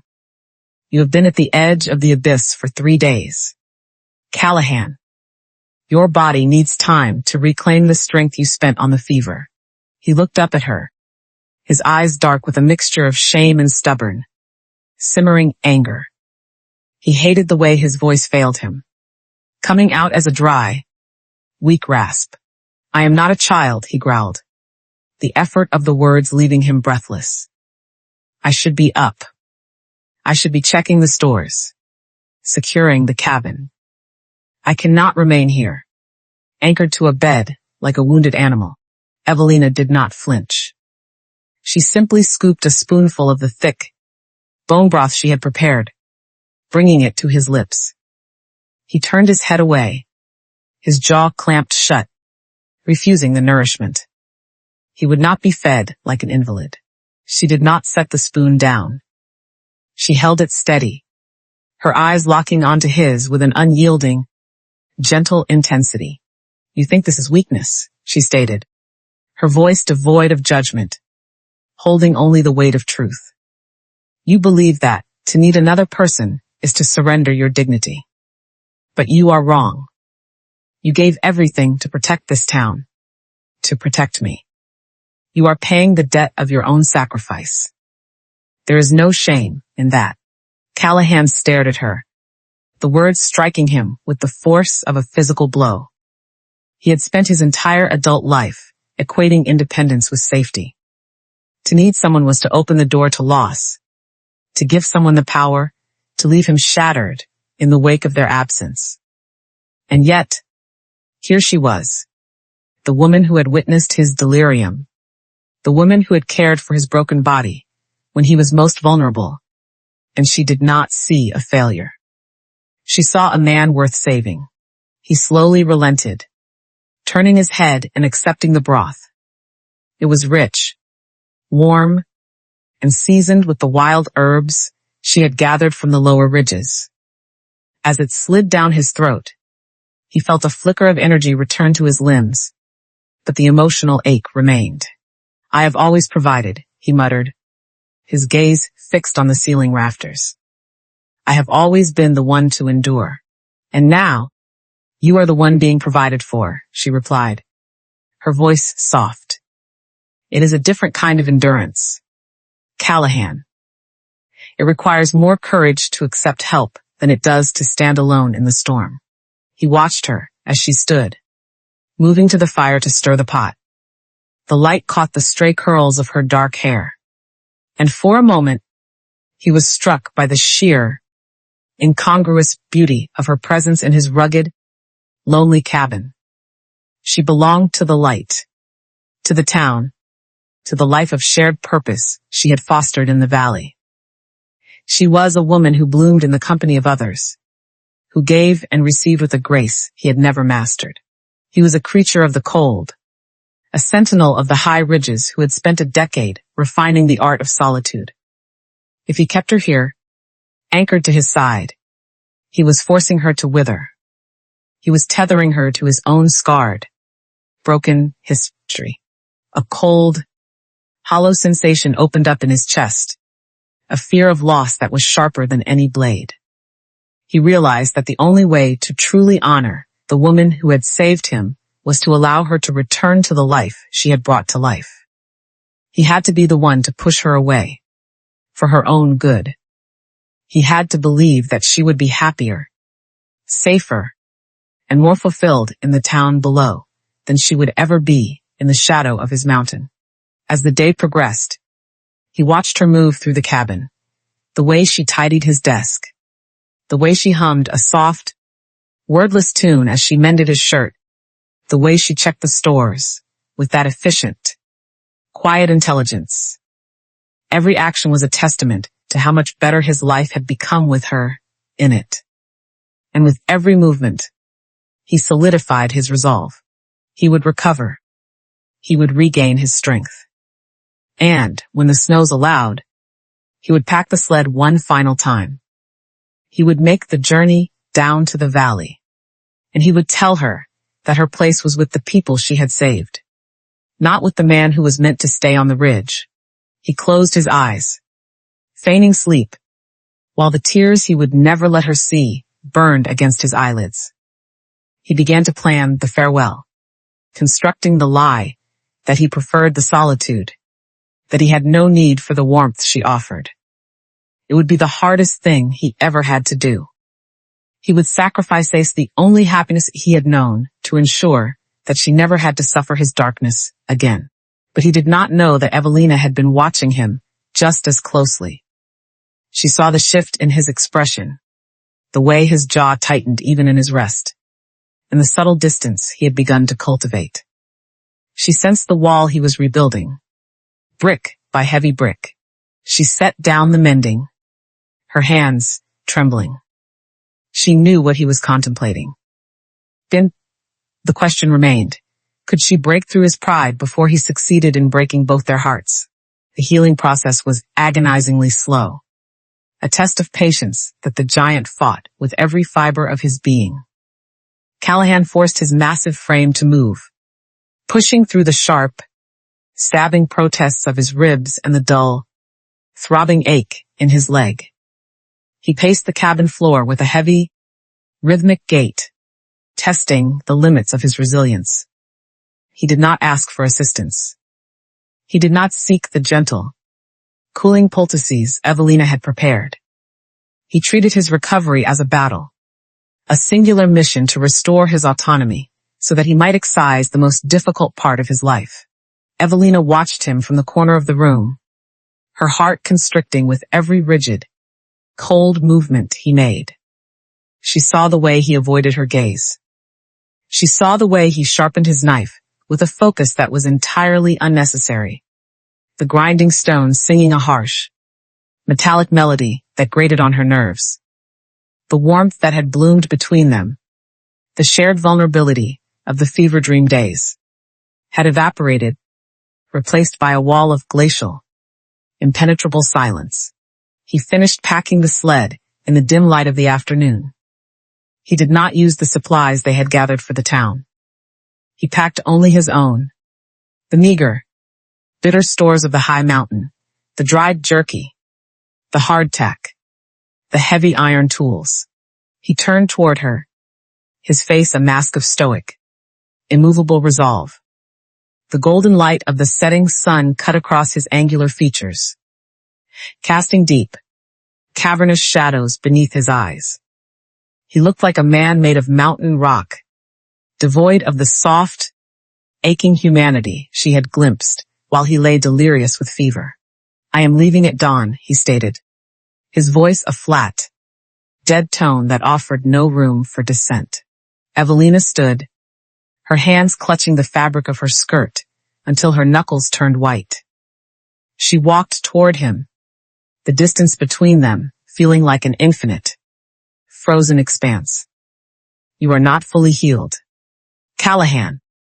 The winter is still biting. You cannot manage the ridge alone." He shifted his gaze to the window, watching the swirling snow dance in the darkening air. "The mountain is my home. I am meant for the high ridge, not for the valley below. You have seen the life that exists here, Evelina. You have seen the gratitude of the town, the structure you have helped to build. You belong there, among the people you have saved. You have a purpose, a place of dignity. This cabin is no place for a woman of your spirit.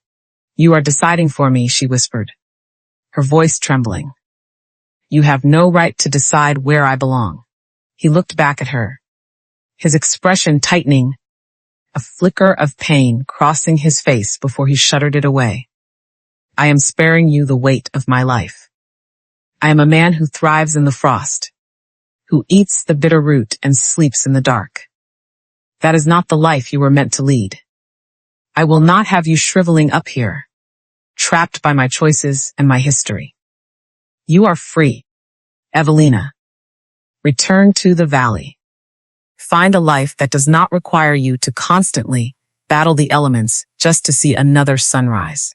I did not choose the valley, she cried out, her composure finally shattering. She took a step toward him, her hands reaching out as if to physically anchor him to the ground. I chose you. I chose the sanctuary we built together. Why are you so terrified of the love that has grown here? Why must you treat it like an enemy that must be cast out? Callahan flinched as if struck. He took a wide, sweeping step backward, his massive boot coming down hard on the wooden floorboards. Because I cannot protect you from myself, he roared, the sudden explosion of sound echoing violently against the timber walls. He breathed heavily, his chest heaved under the coarse linen of his shirt. I am a man who destroys everything he touches. I have nothing to give you but more winter, more struggle, more cold. Go back to the town. Be the light you have become. Do not let me extinguish it. He turned away, refusing to let her see the agony he had successfully suppressed. He grabbed the handle of the heavy door, his knuckles white with the force of his grip. Evelina stood in the center of the room, her world collapsing in slow, agonizing motion. The man she had saved, the man who had held her with such profound, shattering tenderness, was now systematically erasing every trace of their existence together. She felt a coldness settle into her bones that was far worse than the mountain winter. It was the absolute, hollow realization of rejection. He did not look back. He stepped out into the freezing night, pulling the door shut behind him with a finality that sounded like a tomb slamming closed. Evelina remained in the cabin, the stillness pressing against her ears until she thought she might scream. She looked at the place where he had stood, at the hearth where they had shared their first meal, and she felt the heavy, suffocating weight of his pride. He was sacrificing everything, his own heart, her dreams, their future, all because he believed he was unworthy of the warmth he had found. She did not follow him.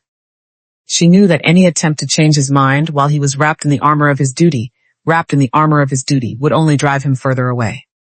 She had to let him leave. She had to let him walk into the darkness, knowing that the only way to save him was to let him realize the depth of his own error on his own terms. The next morning, the cabin was empty.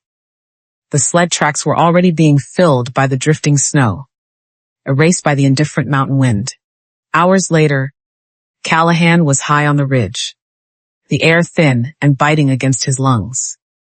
He moved with a mechanical, relentless pace, putting as many miles between himself and the cabin as he could endure. His mind was a battlefield of regrets, a chorus of voices telling him that he had done the right thing, while his heart screamed the truth of his cowardice. He reached a rocky outcrop, the wind whipping his beard and freezing the moisture on his skin. He needed to rest. He needed to organize his meager supplies, to regain his focus on the singular, lonely life he had reclaimed. He unbuckled the heavy canvas pack he had carried on his back. He loosened the straps, his hands trembling with the exhaustion of the climb. He rummaged through the small sack, looking for his leather repair kit, but his fingers brushed against something smooth, hard, and cool. He pulled the object into the light. It was her mason jar. The jar that had contained her living sourdough starter. The thing she had kept pressed against her own skin to shield it from the frost. The thing she had nurtured with a devotion that bordered on the sacred. He stared at the glass in his massive, scarred hand. It was not empty. It was wrapped carefully in a soft, flannel cloth, the very cloth she had used to mend his shirt. Why would she give away the only part of her heritage she had fought so hard to save? Callahan stared at the glass jar, his massive fingers tracing the smooth, cool surface as if it were a fragile artifact from a lost civilization. The sourdough starter, thick and dormant in the mountain chill, sat inside its protective cocoon of flannel. He recognized the cloth immediately.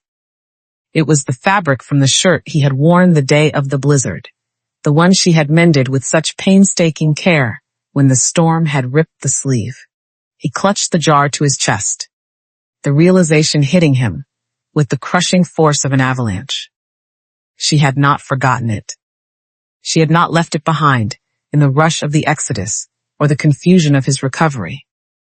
She had placed it in his pack, the very pack he had used to leave her, as a silent, desperate message. He understood the language of the frontier, but he had failed to read the language of her heart. To a mountain man, a sourdough starter was more than just yeast and flour. It was a living continuity. It was the proof that life could endure through the winter, that it could grow and feed and thrive if only one possessed the patience to nurture it.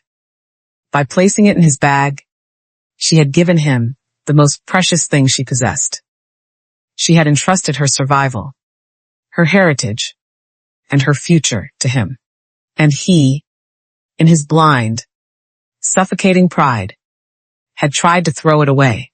He looked at the empty trail ahead. The path to the high ridge was clear, safe, and utterly devoid of the one thing that gave his life meaning. He turned back. He did not walk, he ran. He moved with a reckless, terrifying speed, ignoring the stabbing pain in his ribs and the weakness still clinging to his legs. He raced against the sinking sun, his eyes fixed on the horizon, praying for a sign that she had not already vanished into the valley, that she had not already accepted the cold absence he had so foolishly forced upon her. He reached the timberline as the light began to fail, the violet shadows of the mountain stretching long and deep. He scanned the snow, his breath coming in ragged, freezing gasps. There, caught in the low light, was a thin trail of footprints, not the heavy, purposeful tread of a mountain guide, but the delicate, faltering step of a woman who had no business being on the high ridge in the biting cold. He followed the trail until he found her.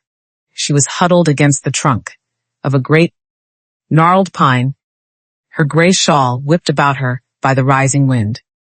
She looked small, impossibly fragile against the immense, indifferent scale of the mountain. She was not heading for the town. She was heading up, following the path he had carved into the snow, searching for a ghost. Callahan skidded to a halt, the loose rock crunching under his boots. Evelina looked up. Her face was pale, her nose and cheeks flushed with the raw, biting frost. But her eyes, those sorrowful, intelligent brown eyes, flared with a defiant, burning light when they landed on him. She did not shrink away. She did not tremble.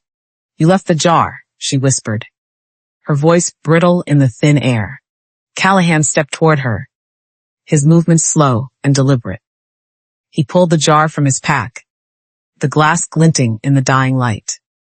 He held it out to her, his massive hand trembling. "I found it," he breathed, his voice thick with a crushing, absolute shame. He dropped to his knees before her in the snow, his massive frame dwarfing her seated form. He did not touch her. He did not dare to. He kept his head bowed, a silent offering of his pride to the woman he had tried to exile. "Why?" he asked, the word a jagged plea. "Why would you give me the only thing you had left? You knew I was leaving. You knew I was taking your life with me." Evelina reached out, her pale, gloved fingers brushing the heavy, dark hair away from his forehead. She touched the skin where the fever had raged, where the deep, ugly scars of his mountain life were etched. Because my husband chose to starve, she said, her voice steady, echoing with the truth that pierced the freezing wind. He chose the dignity of his pride over the sustenance I offered. He would rather have withered in the dark than accept the gift of the earth and the gift of my love. He saw my work as a shame. Callahan. He saw my resilience as a weakness. She leaned forward, her brow resting against his, the warmth of her presence acting as sanctuaries against the biting night.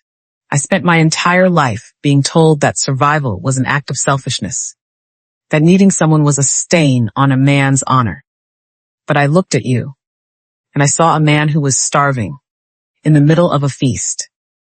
You were hoarding your soul because you were terrified that if you let it out, it would freeze. I gave you the starter because it is the only thing I have that grows stronger with time, that feeds on the air and the warmth, and that eventually becomes enough to feed others. Callahan lifted his gaze, his hazel eyes swimming with a raw, terrifying vulnerability.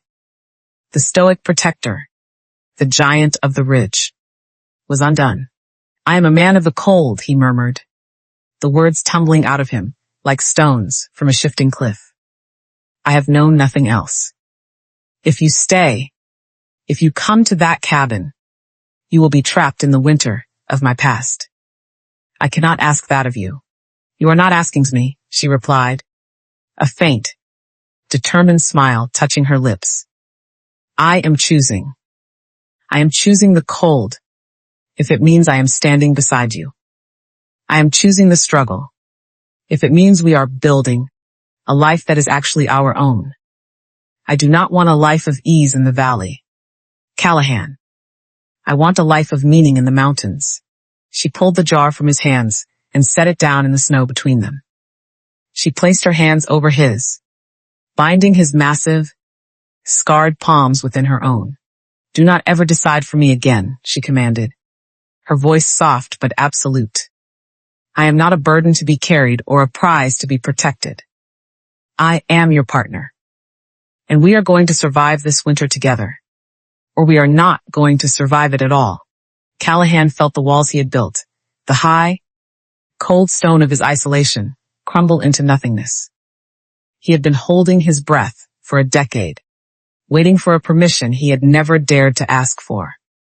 He had been so afraid of losing that he had ensured his own destruction. He pulled her into his arms, his hold encompassing her with a fierce, protective devotion that was finally, truly free of fear. He buried his face in the crook of her neck, the scent of her, soap, pine, and the faint, yeasty promise of rising bread filling his lungs. He was no longer the giant of the mountain, the solitary ghost of the ridge. He was a man, broken and healed, finally ready to plant something that would last.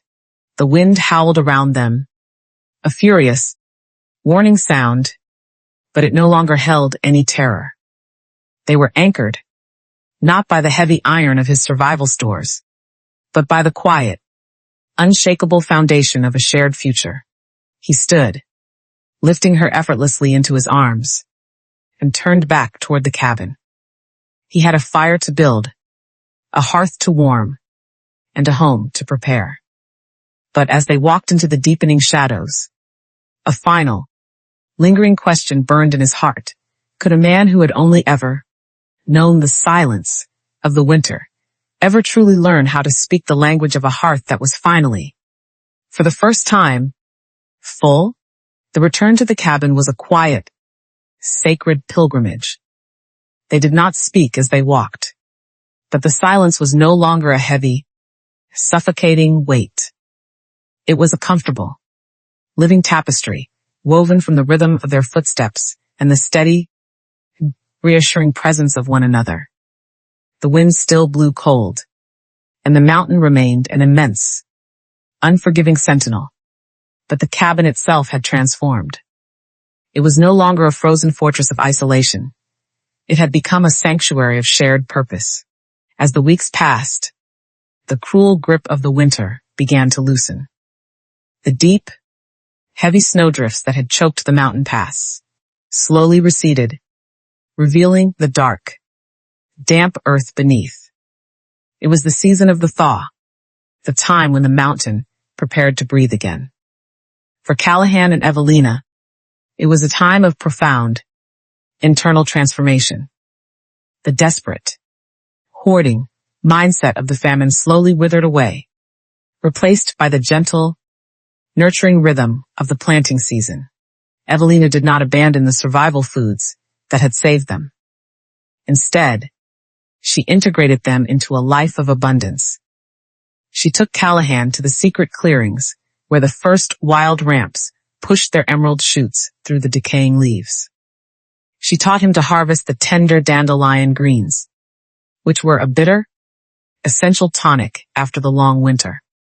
They gathered the starchy roots of the wapato, the dense, nutty tubers that grew in the hidden mountain ponds. Callahan watched her with a reverence that bordered on devotion. He had spent his life fighting the mountain, treating it as an adversary to be conquered and mined for supplies. Evelina taught him to listen to it. She showed him how to harvest in a way that ensured the land would flourish in the coming years. They were no longer merely surviving. They were cultivating.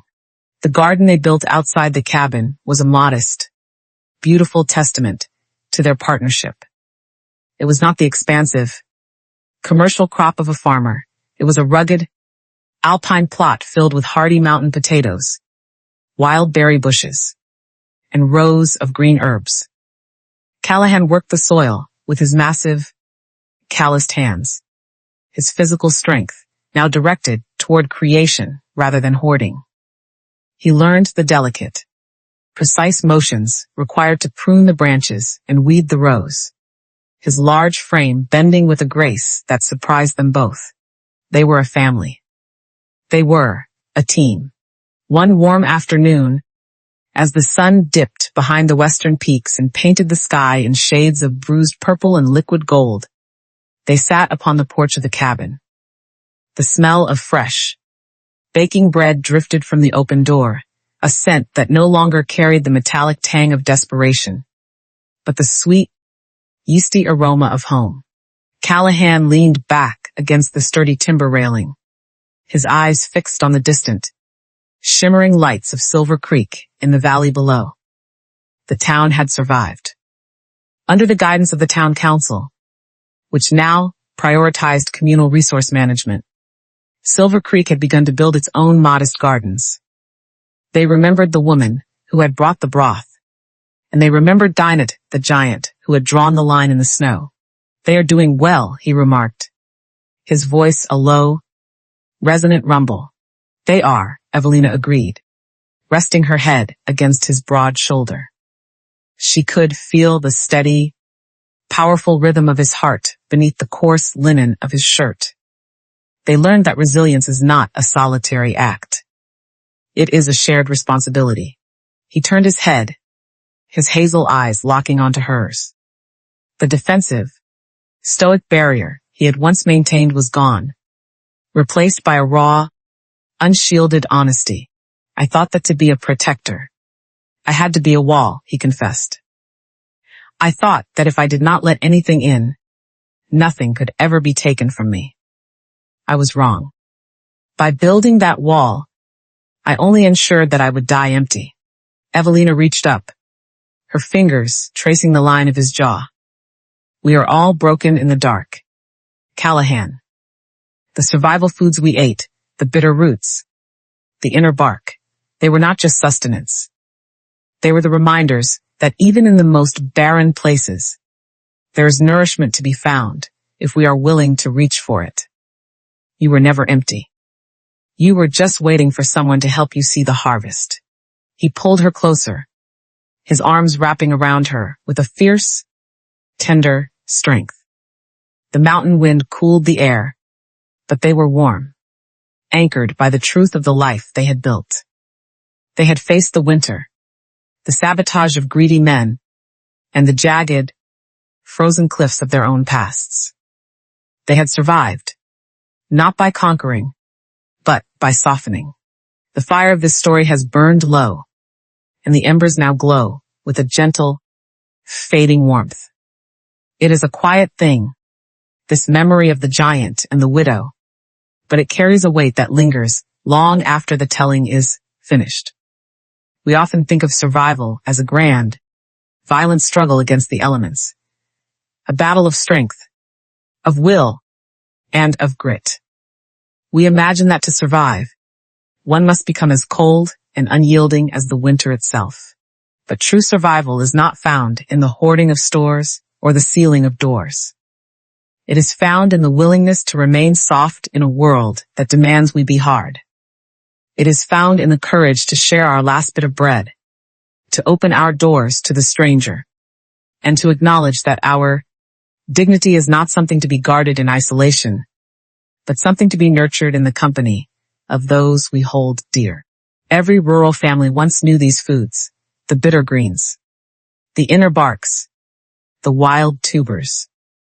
They were the foundations of a life lived close to the earth, the simple, honest lessons that taught us that even in the depths of the leanest year, there is a bounty waiting for those who know where to look. But the deeper lesson is this: the survival foods of the heart are built of the same elements. We need the bitterness of experience to understand the sweetness of joy. We need the strength of the forest to weather the storms. And, most importantly, we need the presence of another soul to turn the winter of our lives into the promise of a spring harvest. Do not be afraid of the cold. Do not be afraid of the dark. For it is in the deepest winter that we learn how to plant the seeds that will bloom when the sun finally returns. May you find your own sanctuary, your own partner, and your own harvest. And when the snow begins to fall, remember that you are never truly alone, so long as you have the courage to share the warmth of your own hearth. This story is a work of fiction. The characters, names, locations, and events described herein are products of the storyteller's imagination and are used fictitiously.